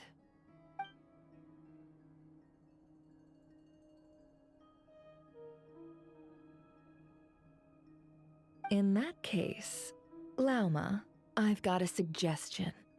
Why not ask these battle-hardened heroes to take the commission for you? Honestly, it's a little beyond the means of such a modest establishment as ours. Your modest establishment? Unable to handle a commission? You just don't want to take it, do you? You're right. I do not. What kind of commission is this? Surely it's not to recover your stolen relic? Yes, that is it. Recovering the relic is both my duty as a moon chanter and a step toward fulfilling the promise I made the Traveler, to help uncover the truth of the past. But Nefer has already declined our commission multiple times. And yet, just as it always has, the moon will continue to illuminate the sky above the curatorium. Come night or day, may the moon goddess keep you. Enough of that.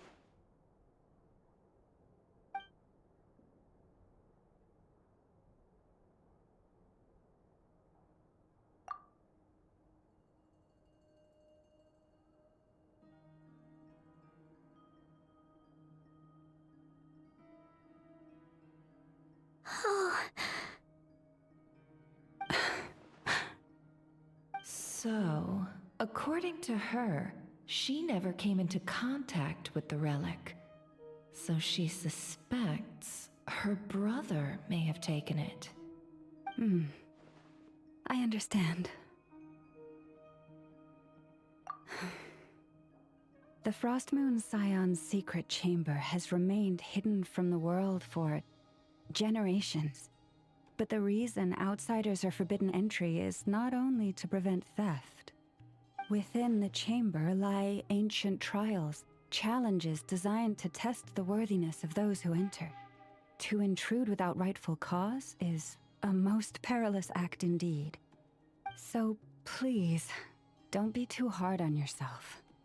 The fact that you made it through those trials proves your right to stand before the relic.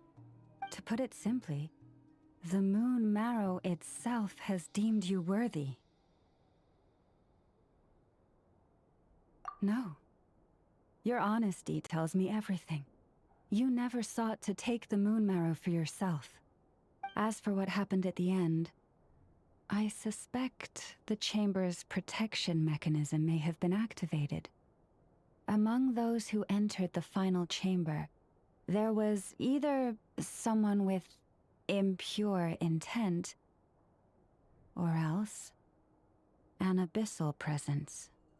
The Abyss? Perhaps that's why, then. Either way, the Moon Marrow was taken.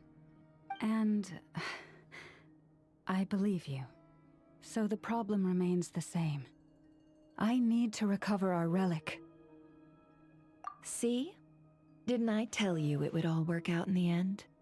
But before everyone starts celebrating, Forgive me for asking just one more thing. Are you absolutely sure your brother took the relic? What do you mean? Weren't they the only ones inside at the time? Who knows? Think about it. After your brother broke the seal with abyssal power, what was to stop someone else from following you in there? In theory, nothing. And as it just so happens, I received a tip-off from one of my sources earlier this morning. Word is, today of all days, the Fatui suddenly called off their search for the relic. What? Huh? Why? Well, either they woke up this morning and suddenly decided they'd lost all interest, or... Exactly.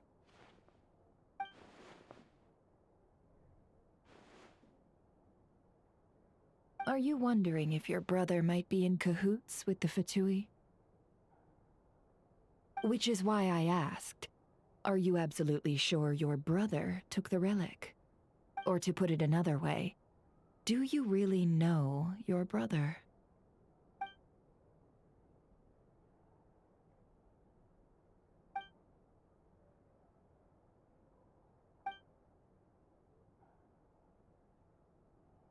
In other words, it's highly likely that the Fatui already have the moon marrow. So, basically, all we need to do is find our way into that Fatui research facility, and we should be able to get to the bottom of this, right? Congratulations, you've found your answer. Looks like the curatorium won't need to lift a finger this time. Well, Lauma, there we are. On behalf of our long-standing cooperation and the great hero by your side, I'll waive your consultation fee. But just this once. You're really not planning on helping us? I think I've helped more than enough already. If we're to stand any chance of infiltrating that facility, we'll need the help of a specialist. Just so you don't get the wrong idea, let me make myself crystal clear. The Curatorium of Secrets has always striven to abide by a policy of strict neutrality. We do not take sides with any faction in Nod-Krai. I cannot help the leader of the Frostmoon Scions sneak into a Fatui facility. That would make me their enemy. When one of their harbingers asked me to help them infiltrate your territory, I gave them the same answer. No. All right, I understand. But I do have one final request. I promise it's my last. It had better be. No matter who it is, I want you to help us persuade the next person who walks through that door to join us. What is she up to? You're that desperate for help?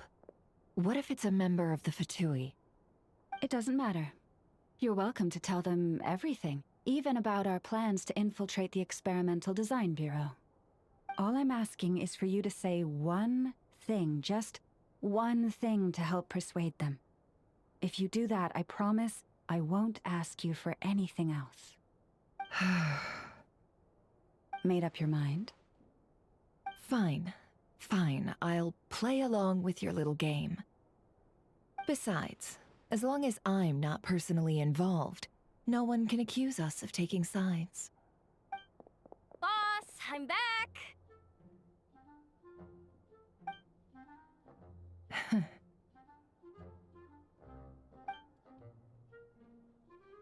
You won't believe the luck I've been having today. Remember you sent me to find that runaway cat, yeah? And you said I'd only be back after dark? Well, guess what? Right after I left the house, this big ibis flew over and the missing cat was right in its claws. And once it got close, it loosened its grip and... Boss, you're meeting clients. I'm so sorry. I'll get out of your way.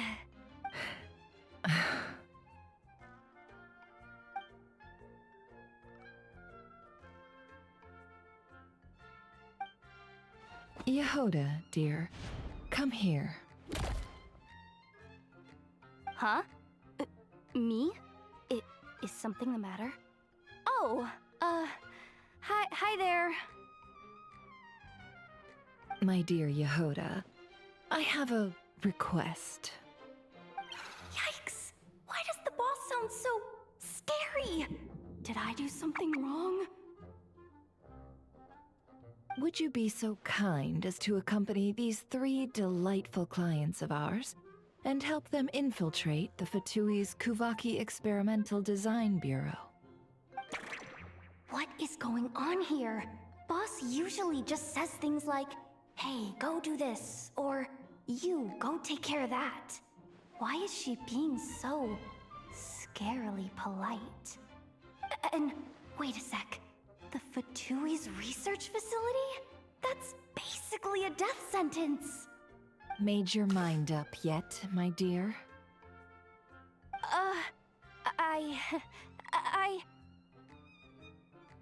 What is up with Boss today?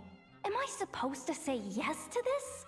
Or maybe it's because the mission's too risky, so she's actually looking out for me? Why is everyone looking at me like that? Is this some kind of test? I can't let the boss down. Can I?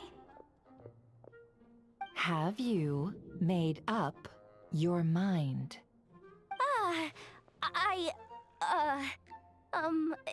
That's...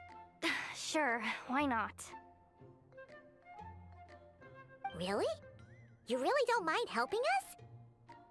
Huh? Oh, yes. I mean, no. Of course, I guess I do. Oh, thanks so much! We owe you big time! On behalf of the Frost Moon Scions, too, thank you, Yehoda, for your help. What the? Seriously, what just happened? Why does the boss look so fed up? Oh no, was I supposed to turn them down? All that mentoring, time spent teaching her how to deal with different factions. In one ear and out the other. Never. You got what you wanted. You promised that was it. I know this goes against your principles. I won't forget the favor. Trying to get me to change my mind now? Of course not. I just wanted to say thank you. So, thank you. Oh. Yehoda, we'll leave the planning to you. Let's discuss the details elsewhere. Huh? Oh, okay.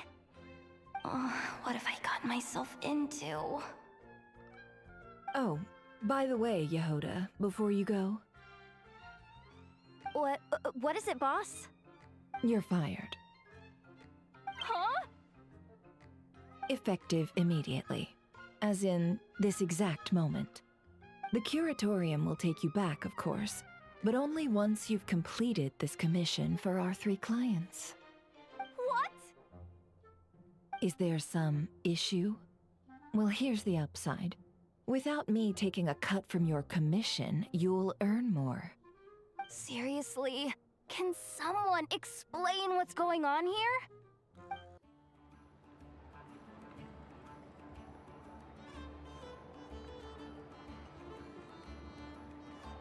Are we sure Yehoda's alright? She looked totally crushed just now.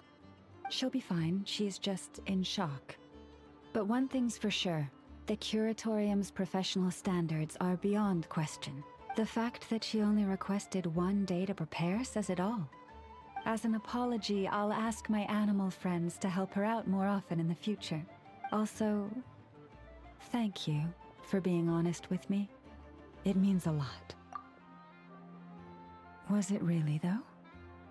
As far as I see it, trusting your family is never wrong.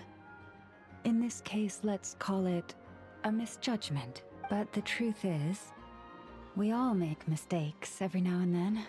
What matters is how we deal with the consequences. So, in return for your sincerity, There's something I'd like to share with the two of you as well. Oh? What is it? Perhaps it is something best said under the moon's gentle light. Would the two of you meet me on Hisi Island and... Oh, it does sound important. You're right. There's too many people here. Somewhere quieter makes a lot more sense. Thank you both for understanding. Then let us meet beneath the moonlight. Lauma, we're here! Huh? Lauma, are you praying? I am indeed.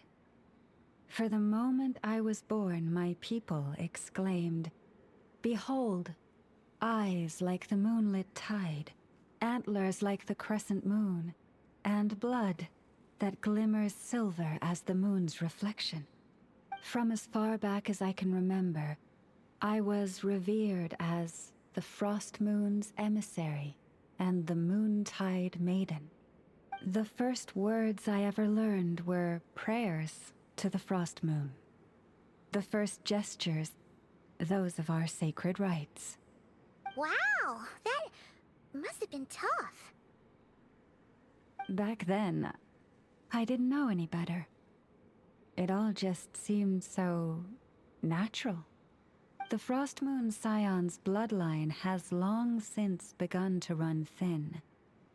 Nowadays, even those of us with antlers are few and far between, let alone those attuned to the power of Kuvaki. But I...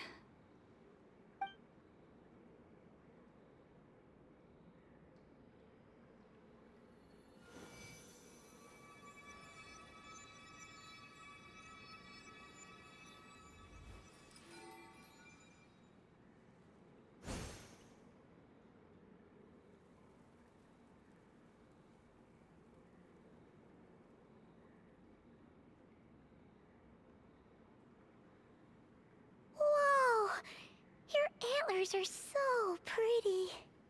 They say it's an extraordinarily rare condition.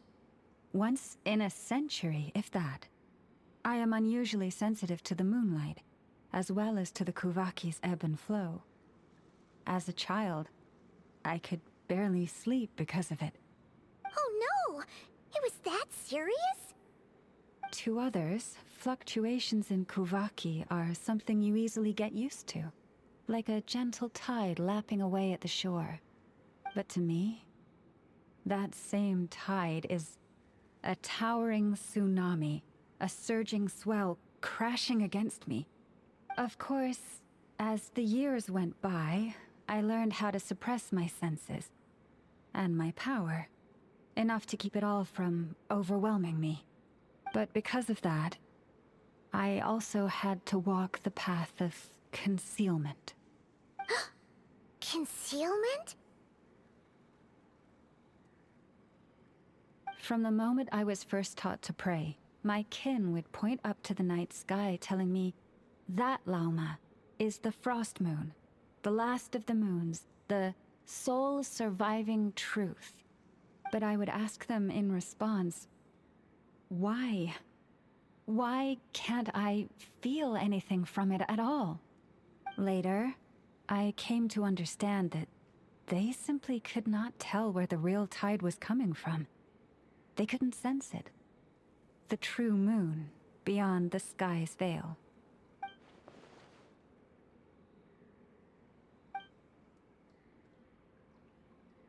The moon is false.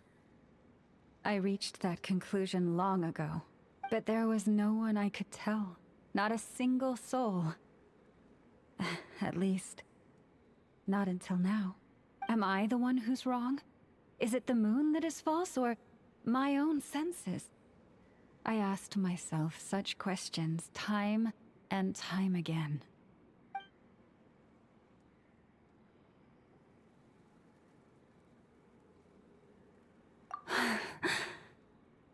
Thank you. When you called yourself a descender, I had a feeling you might be able to confirm what I had always suspected. And now that you have, it's exactly as I imagined. I feel relieved. Oh, Paimon kinda gets why you couldn't tell anyone now. It's not easy to change people's minds on something they've believed for hundreds of years.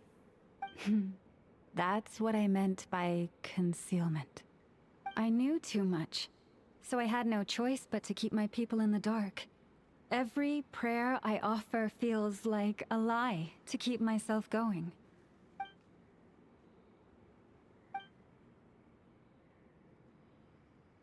You've already met our Kutar, haven't you? Huh? When was that? And, more importantly, when were you planning on telling Paimon? Ah, no wonder. What did you think of her?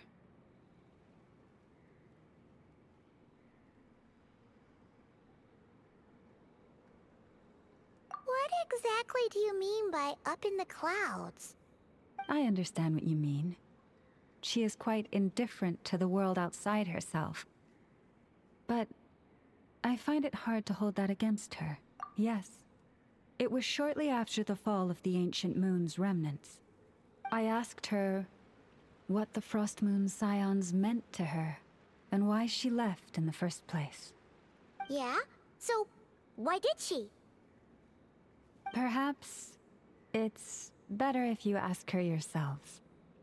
Things tend to get lost in translation when you speak on someone's behalf. What I can say for certain is this. Even when I had no one to confide in, I still had a family. I still had the Frost Moon Scions. But that girl, born beneath the moonlight, perhaps she's never felt she had either. The truth is, though, she might have had it all. If only the Frost Moon Scions hadn't let her down.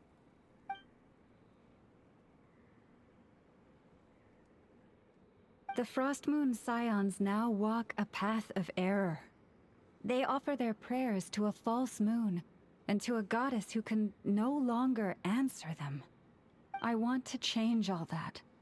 But with the Fatui closing in on us day by day, the Frost Moon Scions must stand united. Now more than ever. I just need to wait for the right moment. Lady Lauma!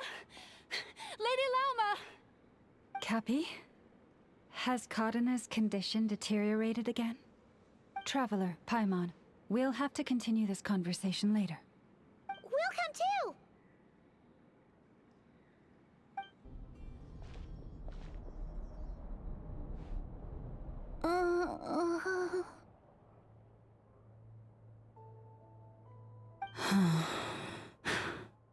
Why?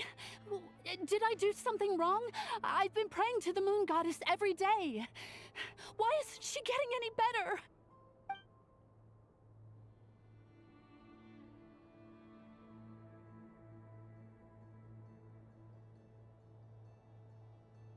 Cappy, I need you to wait outside. I'm about to start her treatment.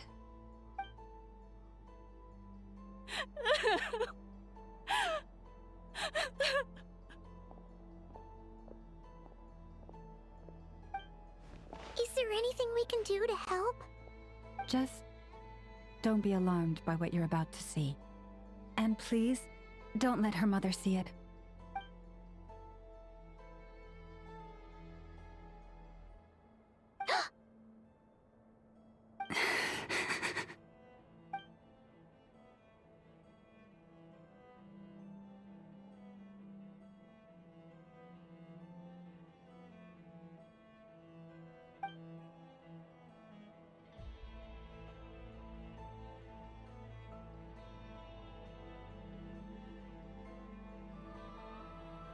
Shh. Please. Help me keep this a secret. She looks much better now. But, Lauma, was that?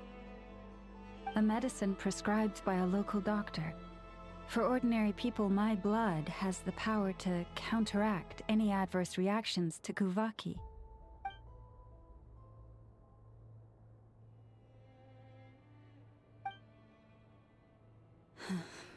So, now you know another of my little secrets.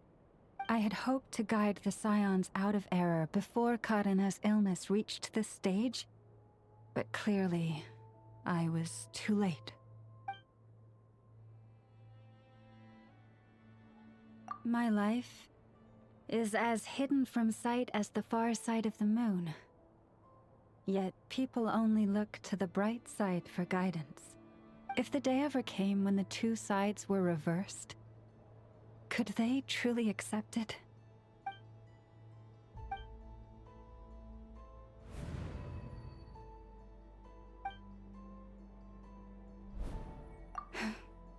Hearing you say that puts my heart at ease. Mm-hmm. And if there's anything we can do to help the Frost Moon Scions, just let us know. Our priority, right now, is reclaiming our relic from the Fatui. But I now understand that the day I will tell everyone the truth is no longer far off. Wow! Paimon would never have guessed Lauma had all that bottled up inside. Hey! Watch your step! Ah! What's wrong? Oh, you scared Paimon. You scared me there too. Almost stepped right into one of my traps. A trap? Why would you leave a trap somewhere like this? Well, it's not like this is a main path. And besides, we Frostmoon Scions would recognize it instantly.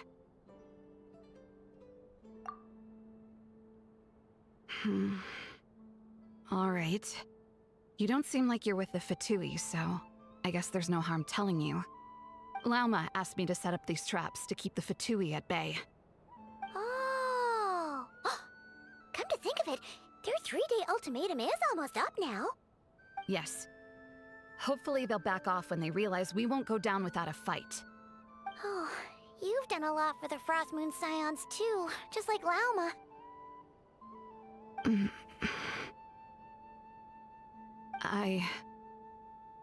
Philomena?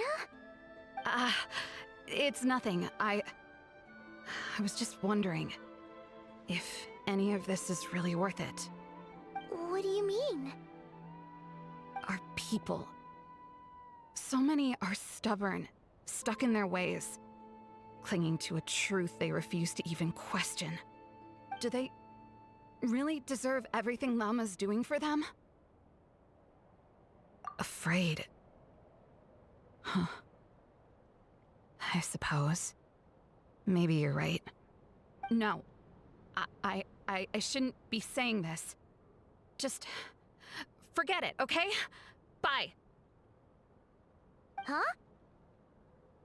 Why did I say all that? Or really, why am I still doing any of this? Either way, this will be my final night with the Frostmoon Scions. Wow, she sure took off fast. So, are we heading back to the flagship for a break or what? Wait, you're not thinking of visiting that damselette up in Cloud Cuckoo Land, are you? Huh. Given who she is, pushing her won't get us anywhere. Hey! Why don't we... Let's bring her something tasty! If she doesn't want to talk, we'll have to win her over with food. Hey, no harm in trying. At the very least, it shows we're trying to be friendly. Let's see... How about Ineffa's 9.12 out of 10 berries and fried meat, the Frostmoon Scion's boon of the day, and one of your signature dishes? It should be a good mix of meat and veggies. There's bound to be something she likes. Alright, food's packed and ready. This is the place, right? Why does it feel like we're going to visit a patient? Oh, no. Take this seriously, Paimon.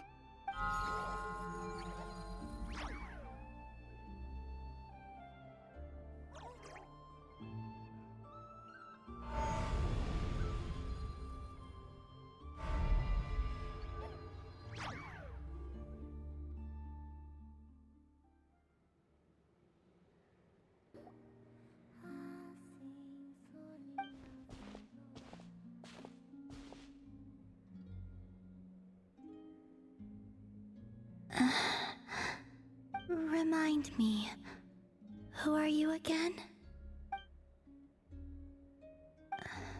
A different one floats by your side today. A different one? What's that even supposed to mean? Ugh, there goes Paimon's perfect conversation starter. Hi there! Paimon is Paimon, and this is the Traveler.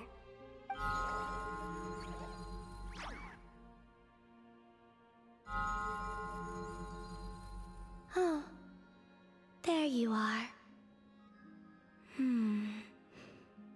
Between the two, I suppose you're cuter. Wait, what do you mean Paimon's less cute than that floaty thing? Columbina. What is it? What's your favorite kind of food? Is this a treat? Or an offering? Let's go with treat. Anyway, this is all the Traveler's cooking, so please, help yourself.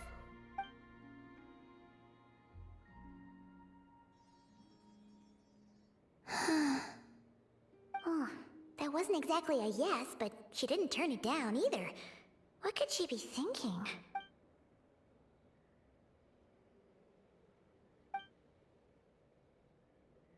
So, what do you want to ask? Hey, she's actually playing along! Quick, now's our shot. You know the moon in the sky isn't real, don't you?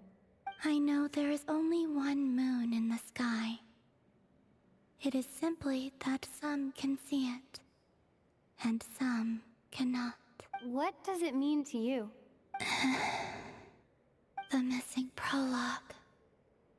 What?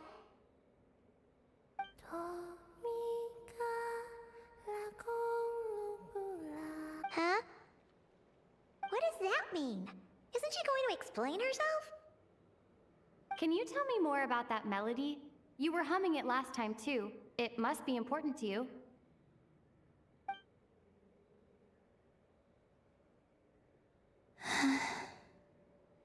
It is all I remember from the moment of my birth. A melody. A few lines of lyrics. Like a lullaby from a foggy dream. Oh, so who was singing it? I do not know. I have nothing else. Just that song. Huh? And the Frost Moon Scions who found me. They had nothing either, but hope. Before I even knew what was happening, they were already calling me their goddess. And I had no reason to decline. Like two lost infants unknowingly exchanged, I adopted their faith, and in return, they adopted me. But my adoption drops you into the story halfway through. What came before was scribbled onto the wrong pages, never even bound into the book. That sense of something missing only served to nurture their greed and doubt. And thus, I came to realize that this place was never truly my home. Greed and doubt? O Moon Goddess, forge weapons for us, drive out our enemies, and expand our lands. O Moon Goddess, heal our wounds, ease our suffering, grant us strength. They asked for everything, and I obliged. Until the day came when no answer could be given. If mortals can turn to the gods when they are powerless, then who do the gods turn to when they have nothing left to give? You've got Paimon there.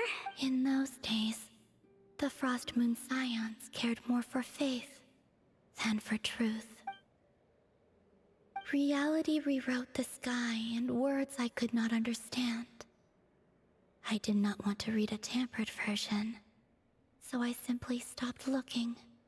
The real beginning of my story lies up there, on the moon, forever beyond my reach. Like a message carved for blind hands, sealed away where no fingers can find it. Huh. So that's how it is.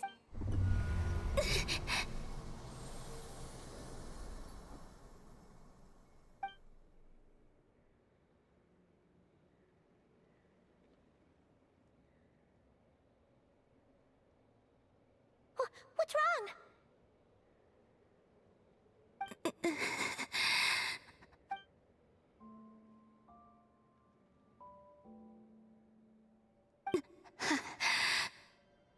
You should go. What, now? But you really don't look well. Did something just happen? Is there anything we can do to help? No. Aside from answers, I have nothing else to give you in return. This is the price of running away from home a second time. Running away from home?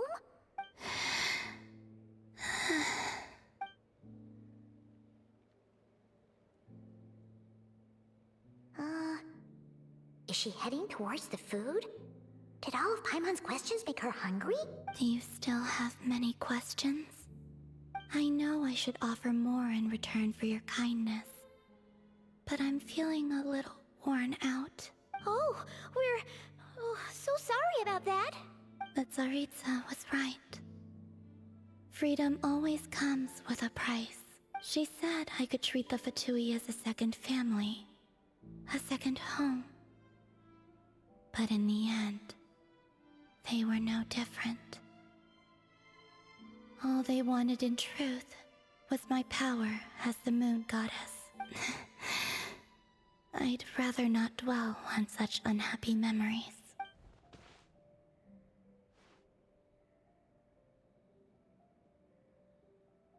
I have fulfilled my promise to the Tsaritsa, though it has used up much of my power. So you see, this has nothing to do with betrayal. So, you're just staying here for now, resting and recovering your strength? Yes. What about these flowers? They have grown in Nod-Krai for many generations. They're highly sensitive to the ebb and flow of Kuvaki.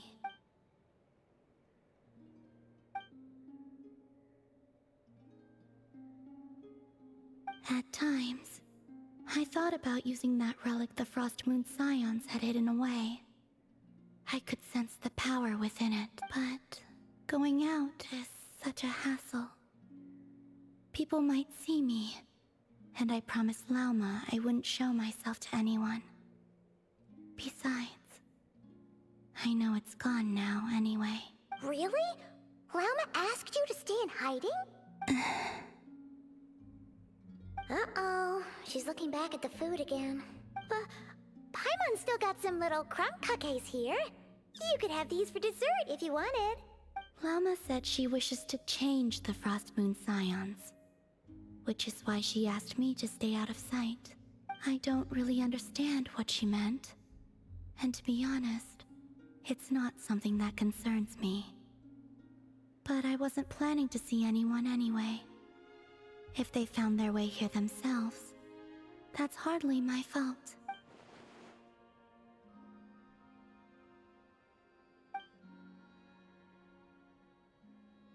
Lauma, the Maiden of the Grove.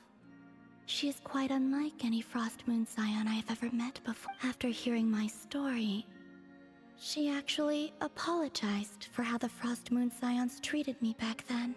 She told us she feels like she's been living on the far side of the moon. Is that so?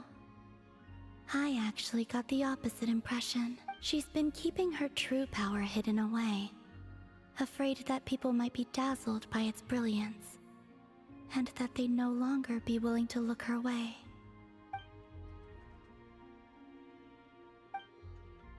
So, what do you wish for now? I wish to return to the moon, to the home where my story is written. Right now, that is all I wish for.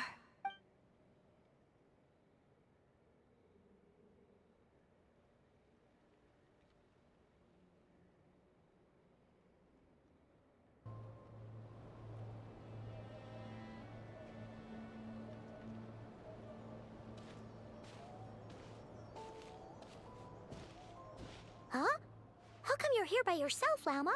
Where's Yehoda? I haven't seen her. Seriously? Don't tell Paimon she's ditched us on our first mission together. I don't believe so. Nefer and I have our differences, but that shouldn't interfere with our shared objective. Recovering the relic is my duty. But as far as she's concerned, there's plenty to gain here too. In Nod-Krai, it's common knowledge that the Curatorium has a nose for profit and opportunity. The same way aphids flit from flower to flower in a never-ending quest to make honey. Huh. Sounds like you know her pretty well.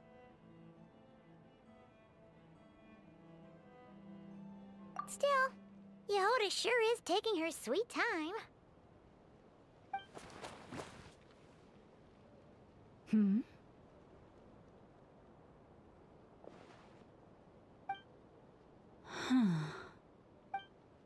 I believe we may have misjudged and underestimated Miss Yehoda. Huh? What do you mean?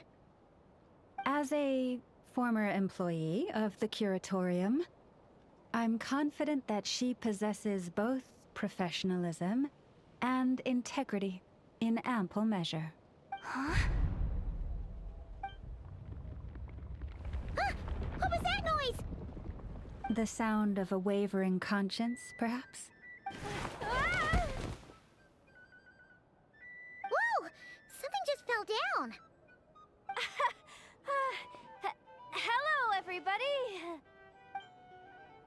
What kind of an entrance is that?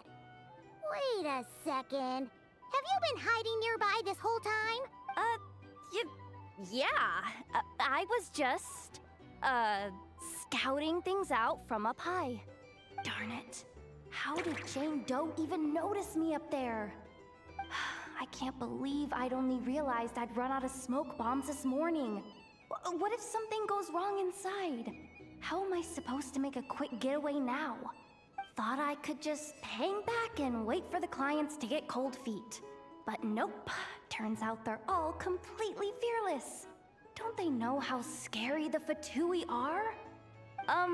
Really sorry, everyone. Truth is, just as I was heading out this morning, I discovered I'd run out of a super important, completely essential, absolutely indispensable piece of equipment. So, what are we gonna do? Well, as I see it, there are two options. Plan A is we take a detour to Nasha Town to restock, though who knows if any shops will still be open this late. Plan B is we call it quits right here, disband the team, and I'll go home. My place is only like a 10-minute walk from here, so... Personally, I vote Plan B. Bada bing, bada boom! Maximum efficiency, minimal effort. Don't try to solve your problems by running away. Not a fan of either? Then I guess our only option is to fall back on Plan J. That's J for Yehoda, by the way. Why didn't you just tell us that was an option in the first place? Come on, that would have totally ruined the surprise. Boss pulls this trick all the time, and it's always the clueless ones who end up praising her to the skies. Feels like you just threw shade at a whole lot of people. I have faith in your professionalism, Yehoda. You don't need those flashy tricks. Your abilities alone are more than enough to earn our respect. Huh. This Jane Doe sure has an eye for talent. Speaking of which, maybe it's time I started calling her something nicer? You really mean that, Jane? Lauma Doe? I do. I'll tell you what, it's not every day you get to work alongside such considerate clients. I have a feeling we're gonna make a great team. Plan J is this. We find our way in through the freight access on the facility's east side. It's tucked away from view, and security's lighter at night. I've prepared some special gadgets too, so we should be ready for anything. If we want this to go without a hitch, we'll need to work together every step of the way. So everyone, stick close behind me. Now that finally sounds like a real pro talking. Hey, you saying I didn't before? Kinda, yeah. You... Ugh. Never mind. A top-tier treasure hunter like me never lets the naysayers get to her. Alright, let's go over what we agreed on yesterday. The goal of infiltrating the Kuvaki Experimental Design Bureau is to locate and, if possible, recover the relic that the Fatui stole. We also need to figure out why they built the facility in the first place. I'm worried that they've set their sights on the ancient moon's remnants on Hisi Island too. Well, now that we've got a plan, time to get this show on the road.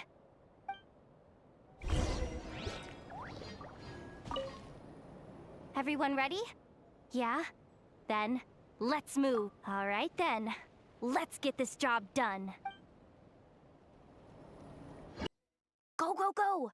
But make sure you stick to the side.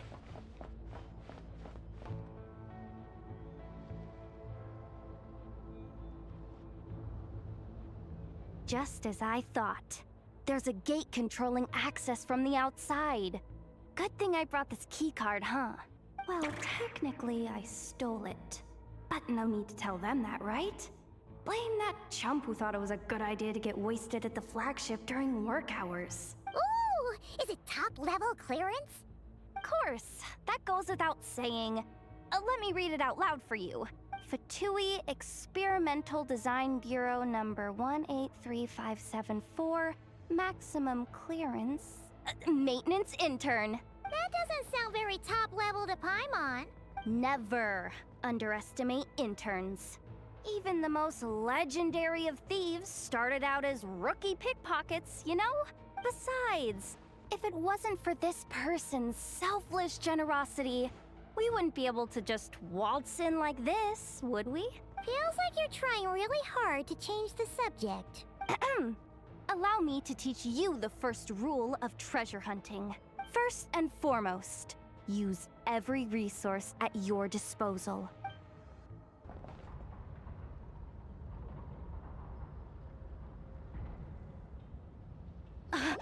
I get it now. It's like a pair of light bulbs just lit up in my head. What did you just get? The blue light, aka Plan A, is telling me to take the path along the left side. It'll be a lot stealthier, but that might mean a bit of a detour. The red light, aka Plan B, is saying, just charge straight in. But that'll mean dealing with, like, a dozen sentry bots already powering up. Although, I might be able to switch them to training mode. Their attacks will be weaker, but we'll still be in for a fight. Can't you just put them in sleep mode? Hey, I told you, I'm just a maintenance intern. Give the new recruits some time and space to blossom, will ya? We're still pretty close to the entrance. Surely they'll call the whole thing off once they see what these bots can do. Anyway, I say we go with Plan B. Either way, I won't be doing any of the fighting, so the shorter route sounds good to me. If we can avoid fighting at this stage, we should. Plan J is to call it a night so we can all make it back to bed before sunrise. After all, the deeper we go, the more dangerous this is gonna get. So, okay, here are the bosses. Just don't forget, whatever you do, don't let those recon bots spot you. Let's see. No kidding. Anefa told me about something like this before. I can't believe that dumb robot actually helped me out for once. All you gotta do is this, and the recon bots will be reassigned to another position. That way, when it's time to move forward, the path will be clear. Which reminds me, it's about time I taught you the third rule of treasure hunting. Go with the flow. What about the second one? You skipped that one. Huh? Did I?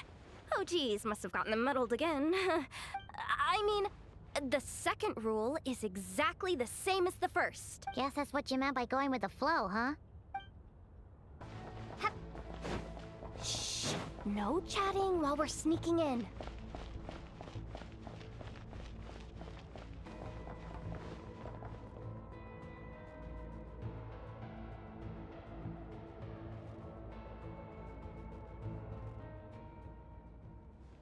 Shh! There's someone up ahead! Has the lockdown been initiated? Move it, soldier! The cargo has already been transferred. The lockdown procedure is complete, Commander. That sector is now fully sealed. The night shift. Just our luck. Don't they usually handle deliveries during the daytime? There's not supposed to be anyone here. We've come this far already, and they're really trying their best. If I suggest backing out again, it's not gonna look good. Come on, brain. Think!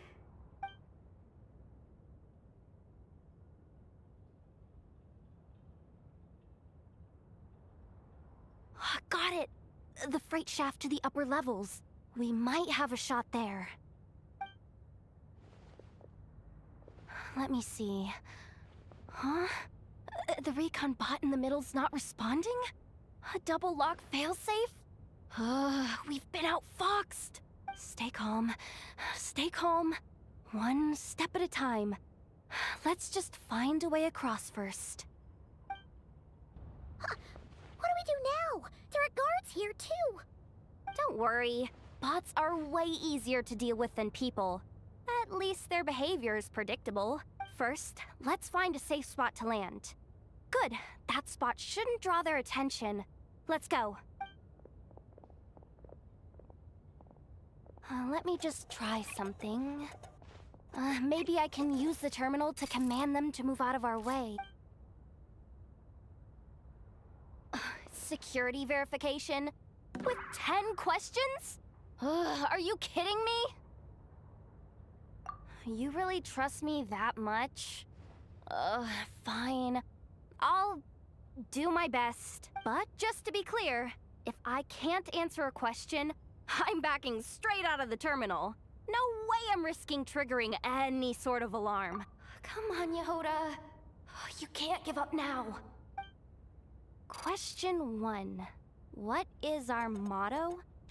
Oh, I know this one.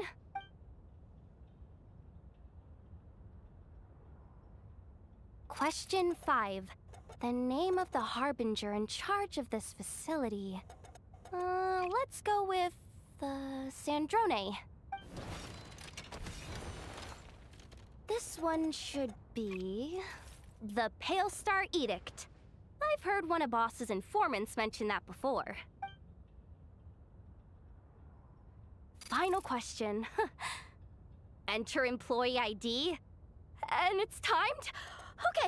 Okay. 183574. Confirm. I actually got them all right? What a miracle. Not bad, Yehoda. Not bad at all. Guess you're an official maintenance intern now. Hey, that could be my personal plan B if I can't get my job back. Just kidding. The Fatui are awful. The bots have taken the command. They're moving off. Let's get going while the coast is clear.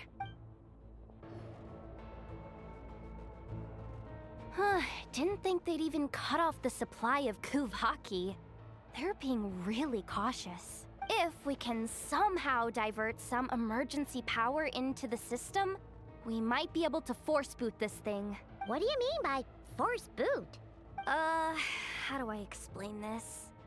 It's like dumping a whole bucket of water into an empty pool so that the little ducky gets to swim around again. You should probably just ask Aino instead. So, we just need to find that bucket of water, right? Paimon thought your explanation was great. Kinda adorable. In a childish sort of way. Hey, you could have just skipped that last part. Here, bucket. Where are you hiding? Judging from the concentration of Kuvaki, over there. Wow, you can sense that, Laumado? That's incredible.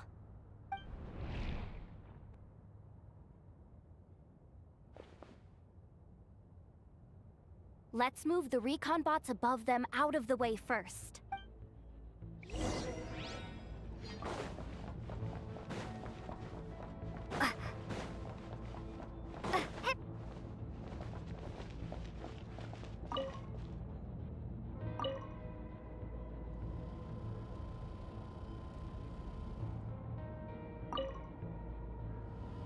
All right, that should keep the alarm from going off.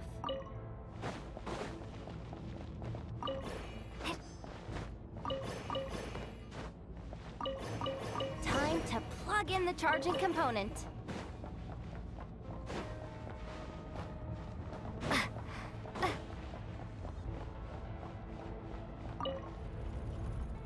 Up and running at last. Let's hope nothing else goes wrong. Please, everyone, step inside. Oh, it's so dark in here. Well, it is a cargo crate after all. No point in being picky about lighting at this point. Ah! Something sharp and pointy just poked me in the back! Sorry. That was probably just my antlers. It's pretty cramped in here, so I had to crouch down. Oh, having antlers must be inconvenient at times like these. Ah! What's going on? Don't tell me something's gone wrong already. Looks like there was only enough juice in the emergency power supply to lift us this far up. Ugh. Awkward. Am I gonna get docked for this? Based on the boss's policy of docking pay for every screw-up, No, wait a sec. I've already been fired. Doesn't look like it's moving again anytime soon. I think we can get through if we follow the ventilation duct along the outer wall. The entrance has gotta be somewhere. Don't worry, this was totally part of the plan. Huh?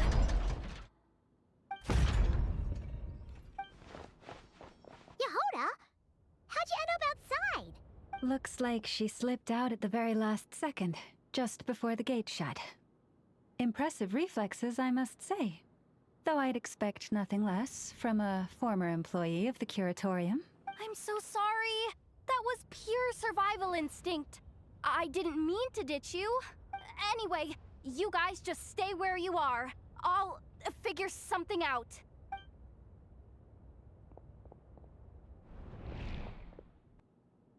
Hey, there's a terminal nearby. Hang tight! Can you hear me now? The duct security protocol has been triggered. The gate must have dropped when it detected a living presence. Wait, so we're trapped in here? I'm checking what I can do from this end. Watch out for the laser up ahead. What laser?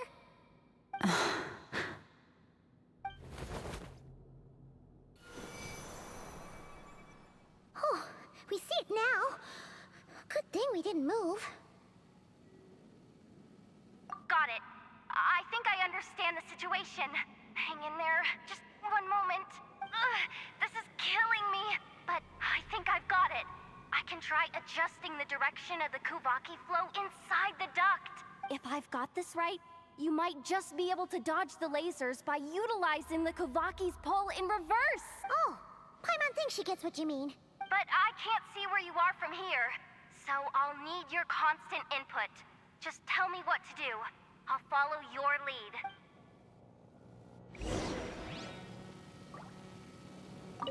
Sure thing. So, wanna grab dinner after our shift? Like this, right? How about the flagship? Too far. And besides, we're not exactly in with the locals.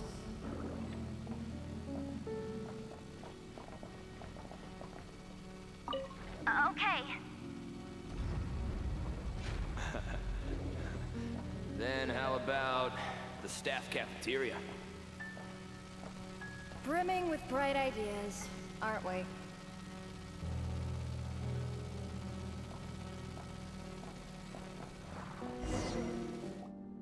Oh, we made it to the other side. And all thanks to Yehoda. Well, but the gate hasn't opened. How's she gonna meet up with us? Yehoda! No irregularities detected in the duct. Confirm. Confirm. Confirm. Ugh, just confirm the command already, you useless excuse for a terminal. You piece of robo-junk, you mindless pile of scrap! What the? Insufficient clearance? Of course, I don't have the clearance! You oversized... Ugh, ow! Go with the flow, Yehoda. Go with the flow. If the others make progress, that's great. But you can't bank on it. You've never been one to depend on others. So it's about time you stepped up to the challenge. Deep breaths. Stay calm. My priority right now is getting my hands on a high-level access card. That way, I can override the security protocol. Senior maintenance staff. Only they can access the core sector. But hey, there's always someone careless enough to hide a spare key under the flower pot by the door. Which means there's a good chance there's a duplicate lying around somewhere in the control room. Even if I can't get into the control room myself, doesn't mean I can't rely on some external help. If I can take control of one of those guard bots, maybe I can use it to search for the access card. This is crazy, Yehoda! You're all alone. You've got nothing. And yet, you're charging ahead like fear's a foreign concept.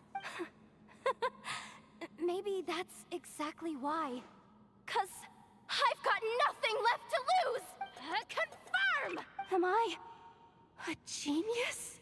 Whoa, this feed's super clear. This is gonna be a piece of cake. Wait a second. This thing's not a guard bot. It's a janitor bot.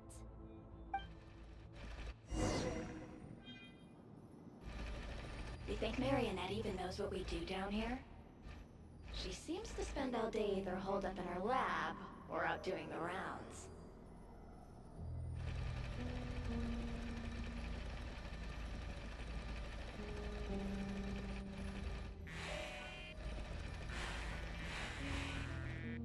It's still a mess over there. Go clean it up. Why?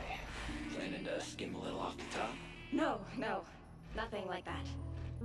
Just wondering if anyone would actually notice if we didn't show up from time to time.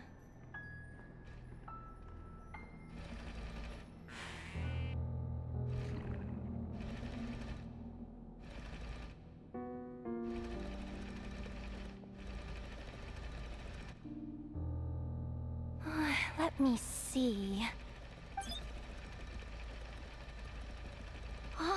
There it is! Hey! Why'd you stop? You haven't finished sweeping that corner. But, I can see the card from here. Guess I have no choice but to swallow my pride and stay in character for now. Sweep up the crumbs by my feet. Yeah, good luck with that. What are you gonna do when they ask for a progress report?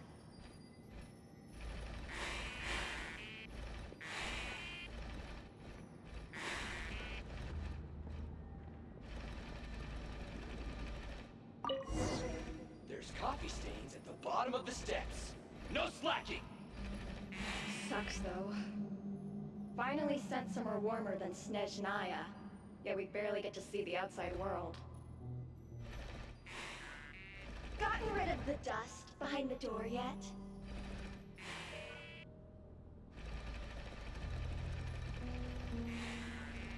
Clean this spot too. I saw you skip it. Come on. Where's that bot passage when you need it? There! The terminal's just ahead.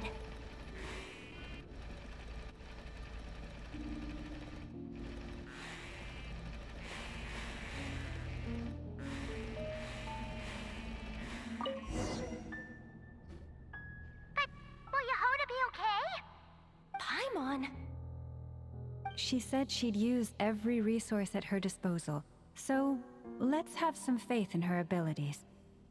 Besides, when it comes to surviving in Nod-Krai, she probably knows more than any of us. So, they really do believe in me. But how long are we gonna have here. Paimon doesn't want to get caught by the Fatui either. Does Paimon mean the two Fatui in that room? Let me see if there's a way to distract them. Wait, did you hear that? Huh? The alarm? What's going on? Let's go check it out. This looks like somewhere important, but there's nothing here. Hey guys! It's me! Yehuda, are you okay? I'm fine. I managed to swipe a high-level access card and triggered an alarm to draw the guards off. But we don't have much time.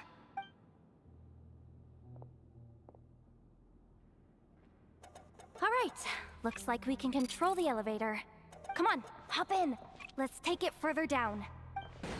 We should be able to use the terminal to move the drawbridge. Here's the access card.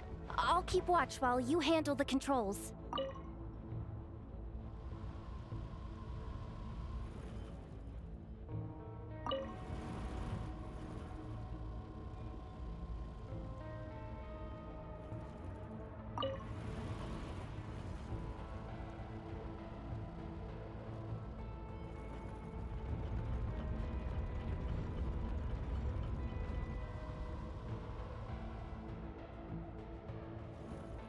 All done.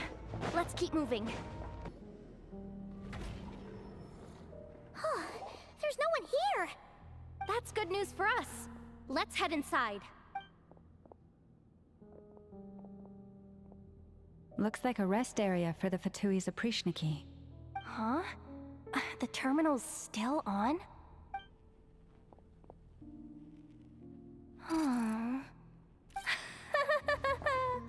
Looks like that good news is now half good news, half bad news. What do you mean?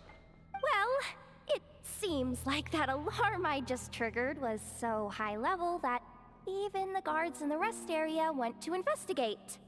That's the good news, by the way. And what's the bad news?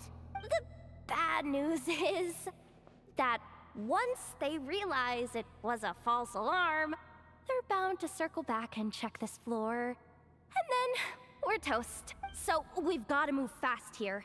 If you need me to run a quick search, say the word.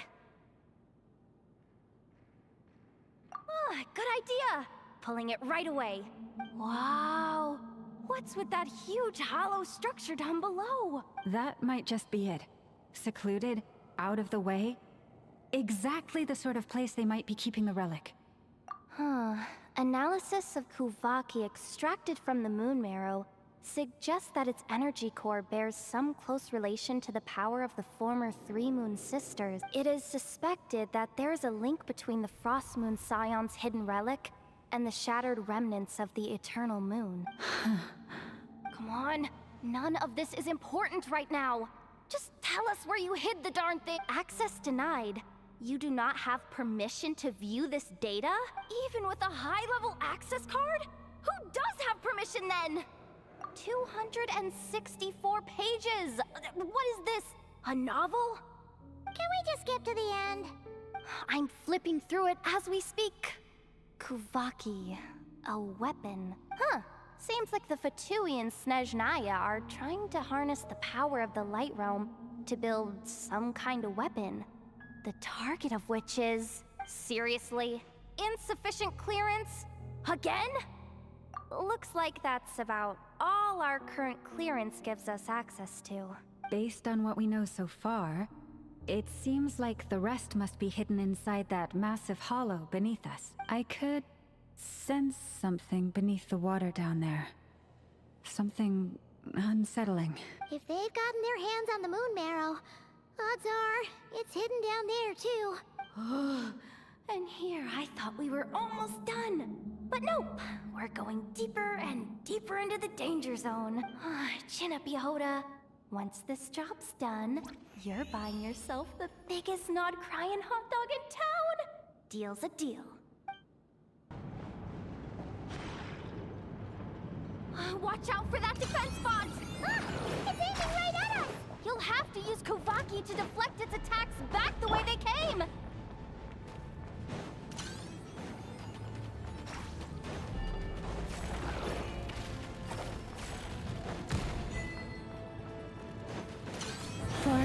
Protect us. Yeah. Ha. Hmm.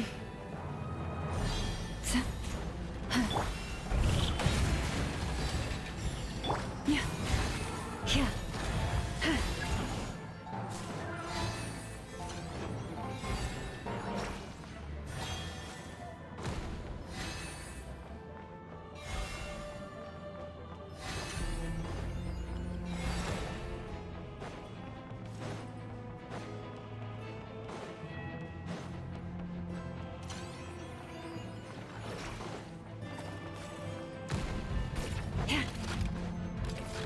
Leave.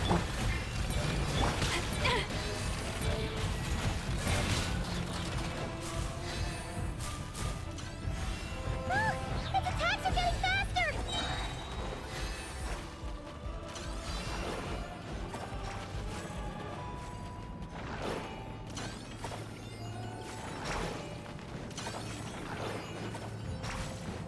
Almost there. We're almost there.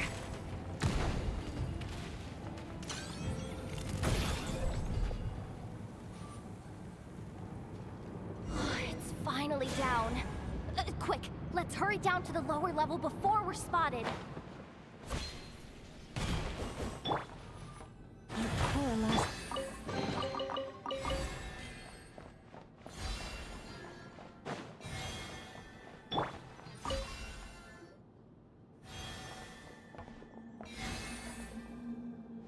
That switch looks suspiciously obvious.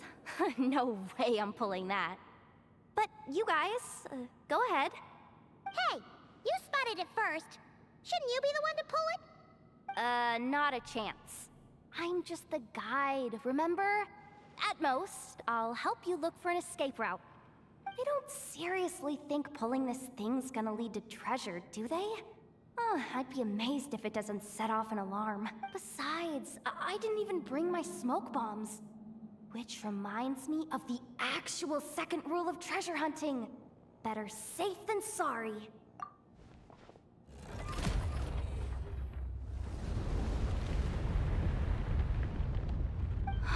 The ground, it's shaking.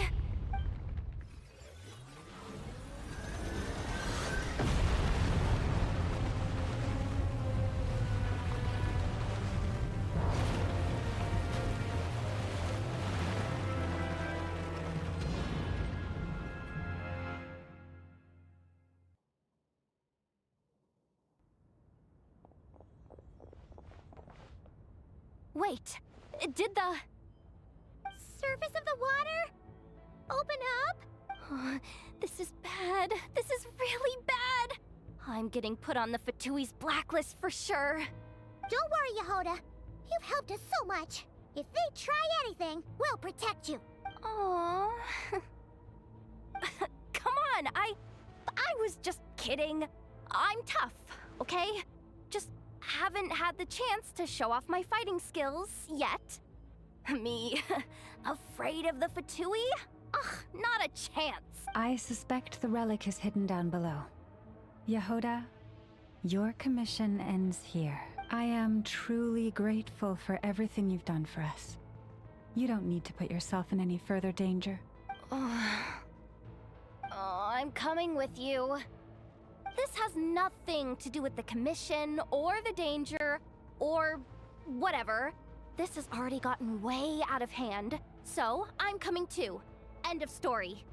Ah, she's blushing. Hey, zip it. Why'd you keep staring? You looking for a knuckle sandwich or what? Come on, move it already.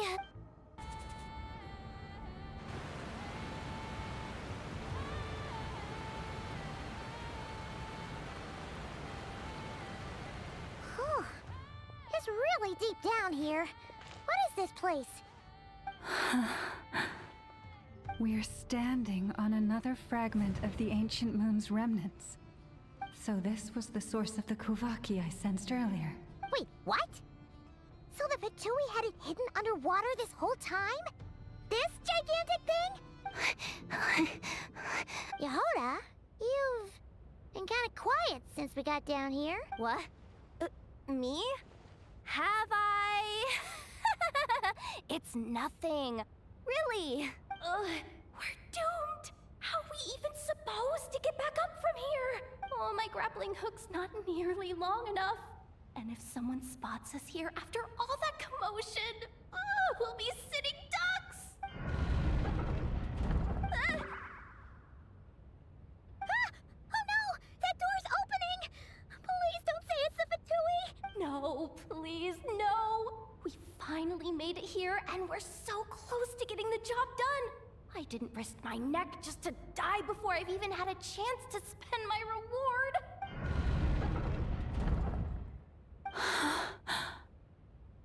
What happened? Why did the underwater barrier open? How could this be? Huh? Lauma? And... you guys... Wilhelmina? What's going on here?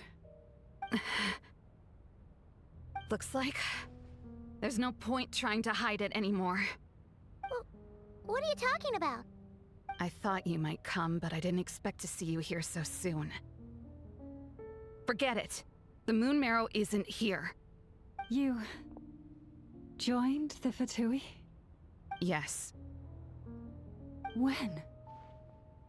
The day I could no longer bear to live a lie. At first, the Fatui wouldn't accept me. But then, one of their harbingers noticed me, and... said she'd give me a chance.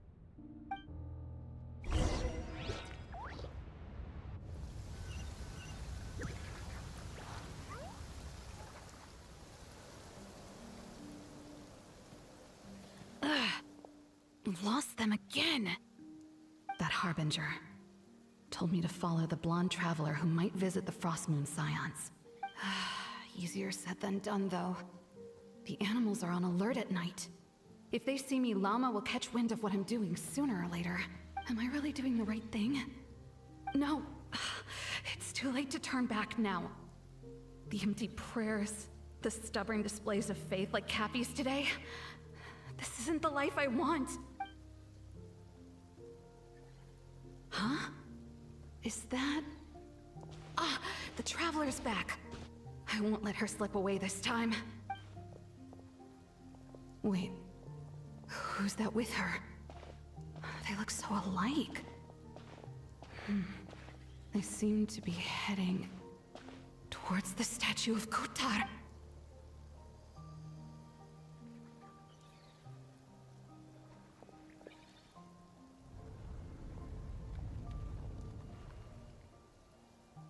They've opened the secret chamber?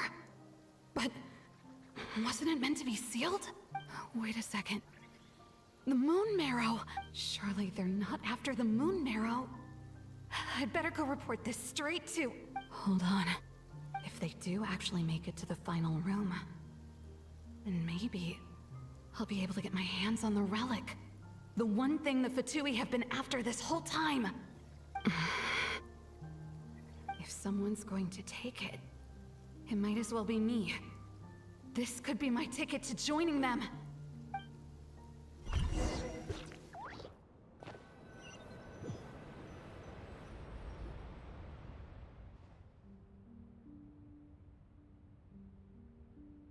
Yes. And in your final moment of hesitation, I took the chance. And then you gave it to the Fatui? But when we talked to you before, you seemed so genuinely worried about Lauma. Because I thought she was as fed up with the Frostmoon Scions as I was. We grew up together, Llama. I know you were chosen to be the next Moonchanter when you were just a child. They never gave you a choice in that.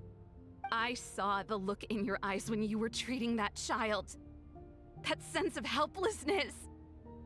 Surely you too must see that this blind, inherited faith of ours is simply holding us back. If our prayers are never answered, then why keep praying? Do they really deserve all of your devotion? Or are you trapped by the responsibilities they imposed on you? So those are your reasons for wanting to leave the Frostmoon Scions? Isn't that reason enough? When we pray to the moon, we do so to show our gratitude for the life it granted us long ago. It reminds us to strive for something higher within ourselves. But I know that's not what you want to hear. You're right, Philomena. I have indeed kept secrets from you.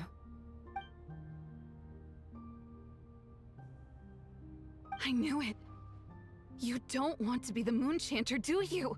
No, that's not it. I'm talking about the fact that the moon in the sky isn't real. What? You're saying...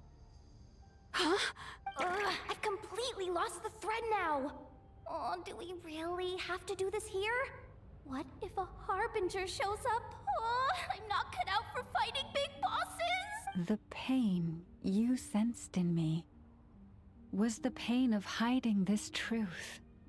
If what you're saying is true, then you already knew that the Frostmoon Scions wouldn't believe any of this. Why didn't you just leave like I did? You don't understand, do you?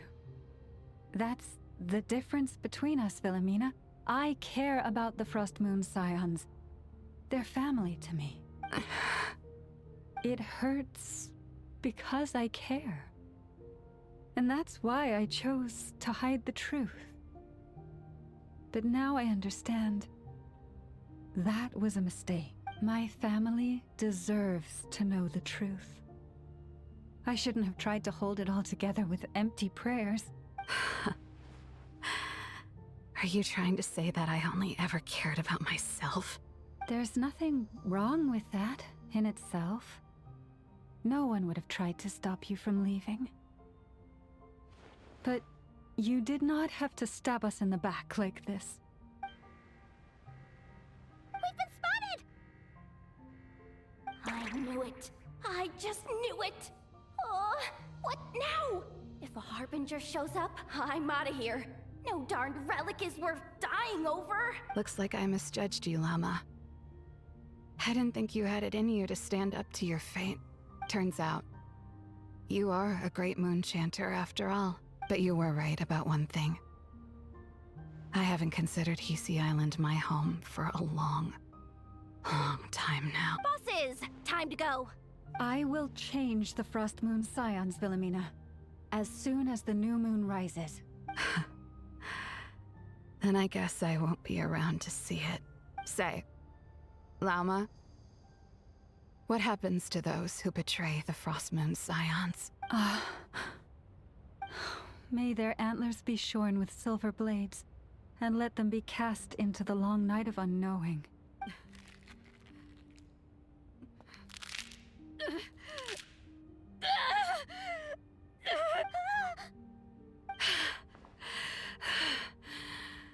I have honored the ways of the Frostmoon Scions one last time. Think of it as a gesture of respect, Llama. There they are! Grandma? Marionette has the Moon Marrow. She went to Starsand Shoal. Don't flatter yourself now. I'm not trying to atone. I just don't believe you'll actually be able to change them. An alarm coming from the Experimental Design Bureau. Interesting. Hey, wrap things up and get yourselves ready. Looks like we might be having some guests. Yes, m'lady. Perfect timing. This job's been boring me to death. Time to test some hypotheses.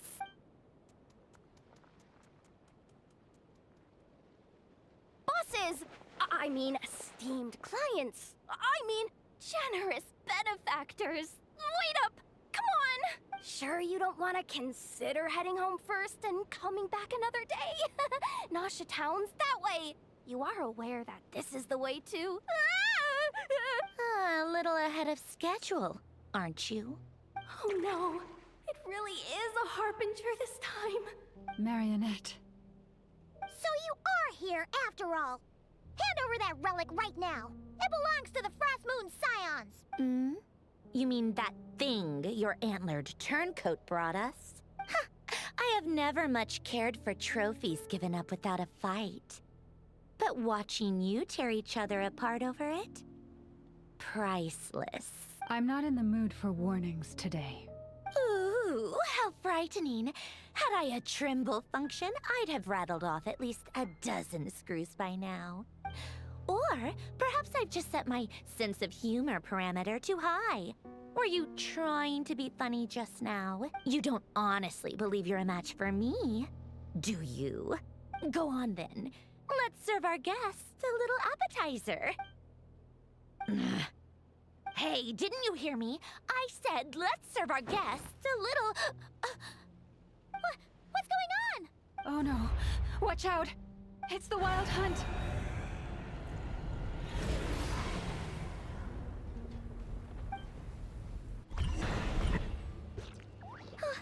Is that it? Oh, at least that's what the Lightkeeper's handbook says. Careful. It's not over yet.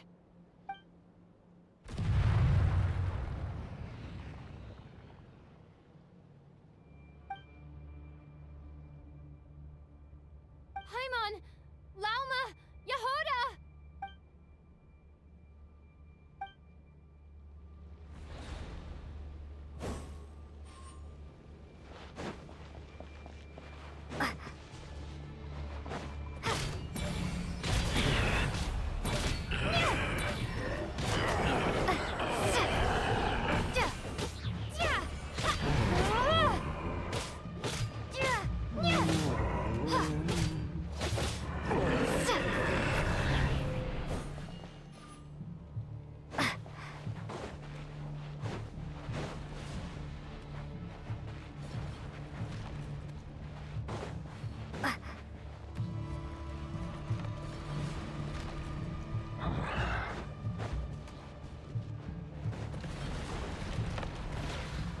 Lumine!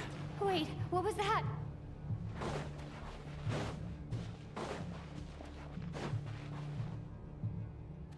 Lumine, over here! Ether! Quick, grab my hand!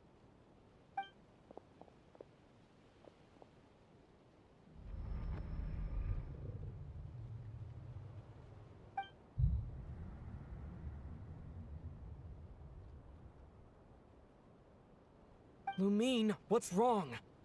Why are you here at all, Ether? What do you mean? If I may be so bold, what does family mean to you? Why were you after the Moon Marrow that night, Ether? Among those who entered the final chamber, there was either someone with impure intent, or else an abyssal presence. We can talk about that later. Tell me why, Ether.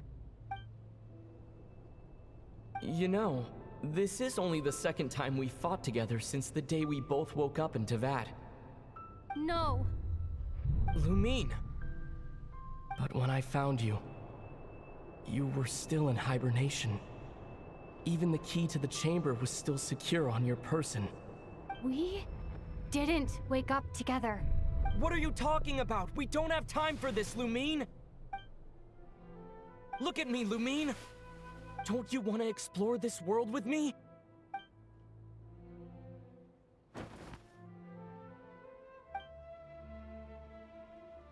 You think I'd lie to my little sis?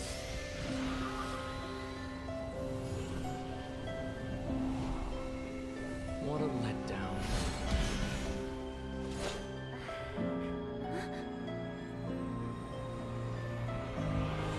Go get it from me, Lumine. It belongs to me. I never believed it. I didn't want to believe it. That strange feeling that something was off. I wanted it to be real so badly. Even if it only lasted a moment.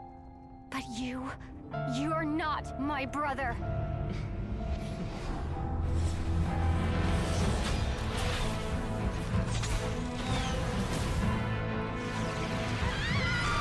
Moon Goddess, please save us! Why is this happening to us? Has it been abandoned?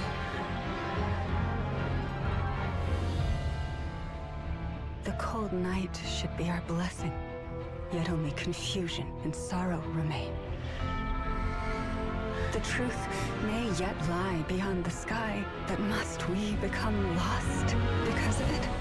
Standing before you, as a scion of Hyperborea and the Frost Moon's emissary, I say this.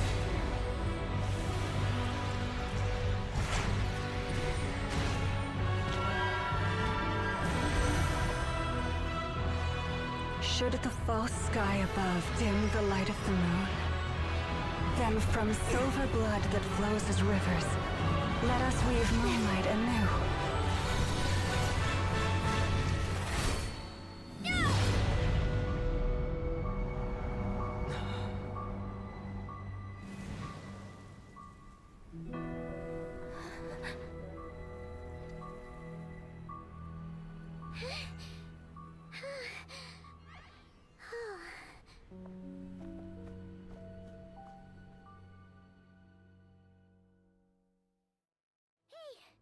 Is everyone okay? I think I saw my life flash before my eyes there. Oh, good thing Laumado was there to save the day. Are you all right, traveler?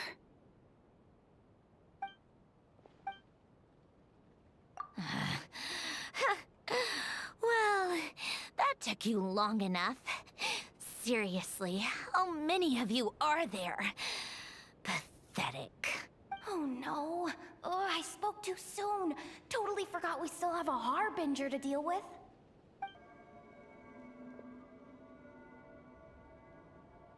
Hey, is that the moon marrow? It was hidden inside that big robot of hers all along. But that robot... That's Polonia to you, not just some robot. Take it and get lost. Huh? You're just giving it to us? Well, I wasn't the one who put out the order to find this thing in the first place. So if someone wants it, they can help themselves. Maybe even choke on it. See if I care. So, are you waiting for me to change my mind or what? I'd be more than happy to pick up where we just left off. But I should warn you, I'm in a bad mood right now. Let's go. Fine by me. Totally, completely, absolutely on board with that. It's finally over. If that doesn't make the most thrilling commission of the year, I don't know what will. Looks like the Fatui are all gone now. Lauma?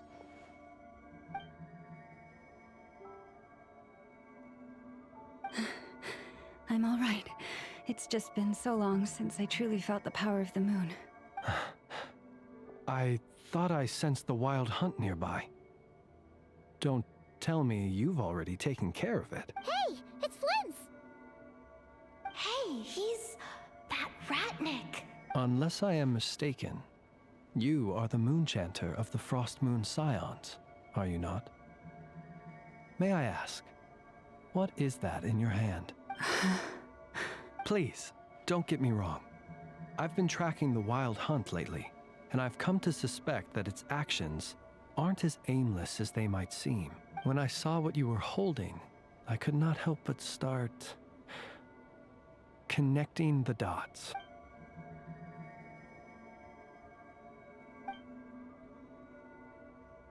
You better be extra careful, Flint. It seems like the Wild Hunt is capable of impersonating people now. Oh, is that so? Funny that.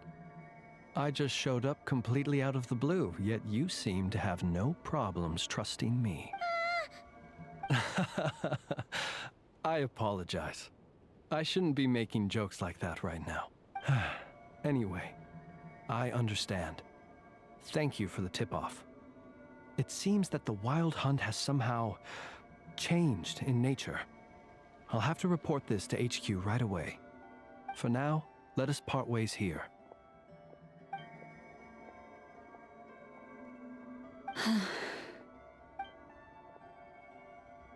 That little joke of his just now sure scared the bejeebies out of Paimon. Are all the Red Nikki and Nod-Krai like that? They're usually stationed in remote areas and tend to keep to themselves. So, it's not surprising they end up a little eccentric? No, he's different. Really? How so? The animals. They've told me they're afraid to even go near him. Oh, you're back. I just made you all a pot of tea. Better drink it while it's hot. Boss Neff, you wouldn't believe how scary our day has been! Seriously, I am never, ever taking random jobs like that ever again! You hear me? Oh, come on now. You even faced the wild hunt and lived to tell the tale. What's left to be afraid of? Wait a sec, how did you? Oh, right. Like you told us before, your business is dealing in information. Huh? Boss Neff? The teacups. Why is there one missing? Did you think I wasn't coming back? My. How could you think that of me? You know the rules. If a member of staff wants tea, they pour it themselves. Your cup's sitting safe and sound right there, in the cupboard. Member of staff? Does that mean you're accepting me back? Wasn't that the deal? Boss Neff! You're the best boss ever! You never change, do you? Everything turned out fine, no? You found exactly what you were looking for. Yet there you are, sulking away as usual. Nefer, that medicine we discussed before, the one for congenital Kuvaki sensitivity, I need you to get it for me. And how do you expect me to find something like that for you in the middle of the night? You'll have to wait till morning, at the very least. I need it right now. All right. I'll see what I can do. But you know urgent means extra charge, right? Thank you. You know what?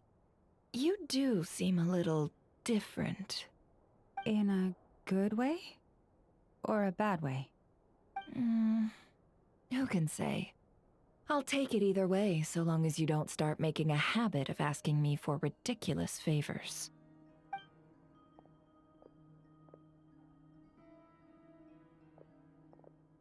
Traveler, Paimon, a lot has happened these past few days. I don't know what I would have done without you. Hey, don't mention it. That's what we're here for.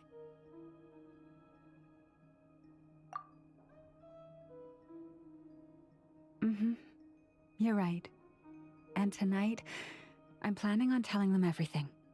Tonight? Isn't it a bit late already? The moon shines brightly this night. What better time for the Frost Moon Scions to usher in a new dawn for truth? Thank you for your kind words. But before I do, there's one more thing we need to deal with. Oh yeah! Now that we have the moon marrow... You'll have to forgive me. I used too much of my strength in the battle earlier. I fear I won't be able to help you uncover the truth of the past. Not right away, at least. That's fine. We're gonna be in Nod-Krai for a while anyway, so there's no rush, right? Thank you. But there's another problem. How to keep the moon marrow safe now? Huh? Can't we just return it to your secret chamber? The seal has been broken. Even if it were restored, now that the wild hunt has gotten in once, there's no guarantee that it won't happen again. Oh, right. Yeah, that makes sense. Back when the Frost Moon Scion's bloodline still ran strong, in special circumstances, a moon chanter could act as a vessel, safeguarding the relic within their own body. But it is a grueling trial of will and endurance. The moon chanter who did this only lasted 2 days. As for me, I might be able to last 5, at most. Hold on. You'd be using your body as a vessel? Yes. You can think of it like dropping a red-hot ball of iron into a bucket of water. How long the water lasts depends entirely on the bucket's size. Pardon? Hey! That's not a bad idea! You've always held up pretty well against the abyss. Surely the moon mirror can't be any more dangerous than that. It's not at all that I don't trust you, but it's too risky. But we're out of options, aren't we? Might as well give it a shot.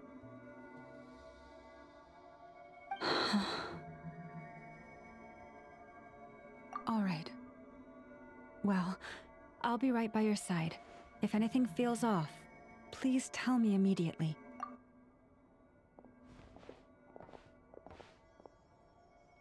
Here, hold it in your hands. Feel its power. Imagine you're a lake, a cluster of stars. Let the moon become a part of you. Whoa! It went into your body! How is that? Are you feeling any discomfort?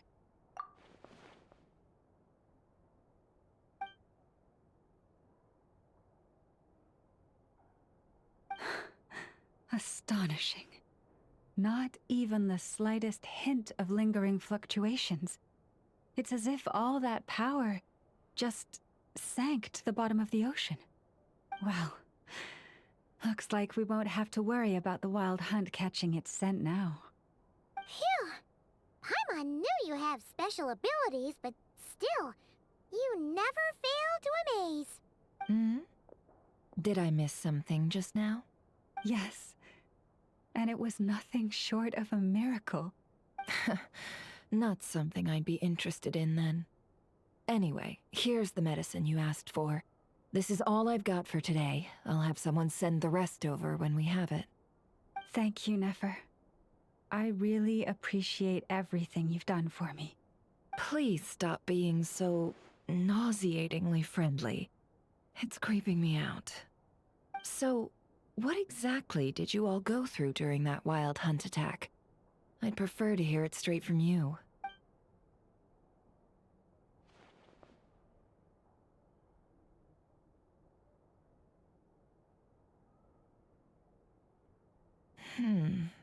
A phantom that can mimic the appearance of others. Quite different from what we've seen before. Yeah, and both times it appeared, its goal was pretty clear. It seems like it was after the moon marrow. And on both occasions, it was accompanied by the wild hunt, too. It appears there must be some close connection between the two. I must say, I don't often see you look this serious, Nefer. Too late in the day for thinking, that's all. We'll pick this up again later. You all feel free to keep chatting, though. Just don't forget to lock up when you leave. On that note, Traveler, please keep the moon marrow stored within your body for the time being. We'll take it back off your hands as soon as the wild hunt's been taken care of. Once and for all. Now that's what I'd call a joke. Anyway, if the two of you will excuse me, I'm heading back to Hisi Island now. It's time I came clean with the Frost Moon Scion. Hey, we're coming with you! Though, guess we won't be able to do much more than cheer you on from the sidelines. That alone means more to me than you could ever know.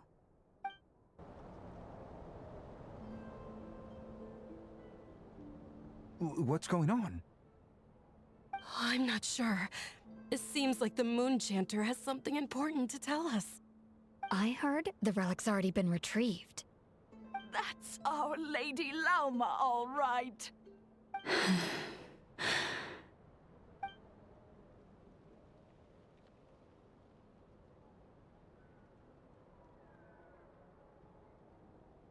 Noble scions of the Frost Moon, my kin beneath the moonlight, I hereby declare the truth to you. Long have our ancestors looked up to the Frost Moon, guided by her serene light. Yet now, she lies hidden beyond the limits of the sky. And so, Lauma began to reveal to the Frost Moon scions a truth long hidden within her heart. A story of a false moon and the death of gods. Kutar was indeed born of the moon. But that does not give us the right to reap without sowing, nor clothe ourselves without the toil of weaving.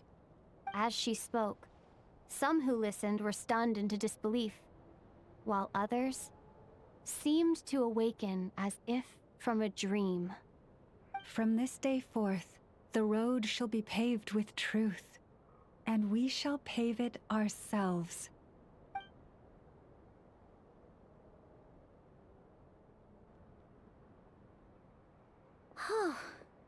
After everything Lauma said last night, Paimon wonders how everyone's adjusting.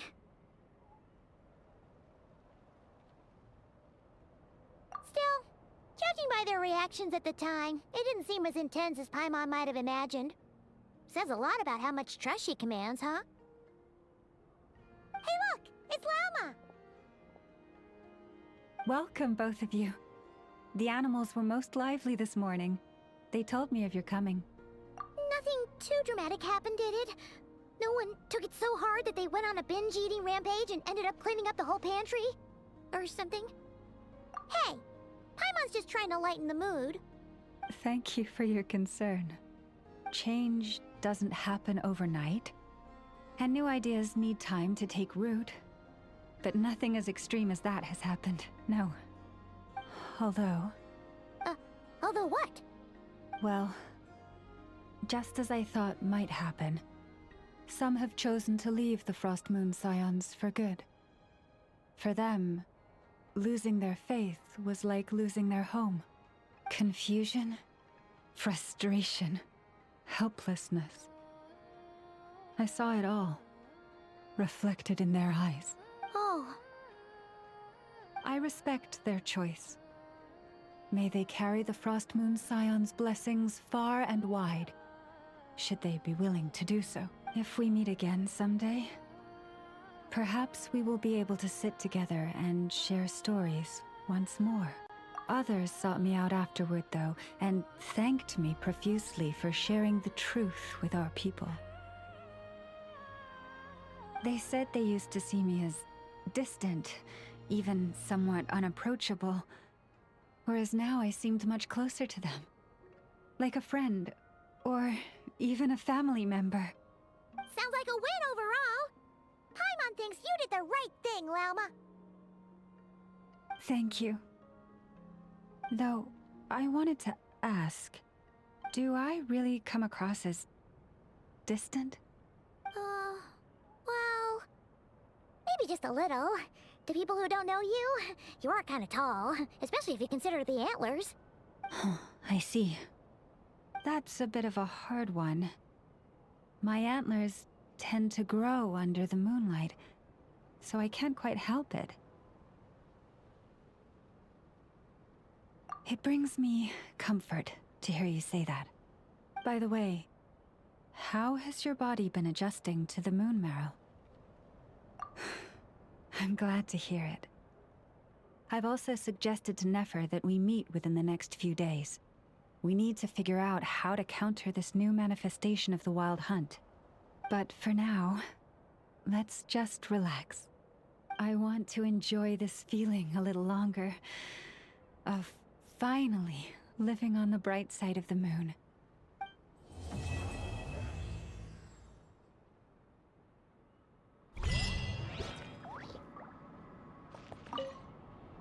Though the truth has been revealed, our deep connection with the moon remains unchanged. In fact, its power runs in our very veins. What has changed is our understanding of where the true moon lies, and that we must walk our own path in life without relying on a power outside of ourselves, which is why we now say, come night or day, may the moonlight connect us.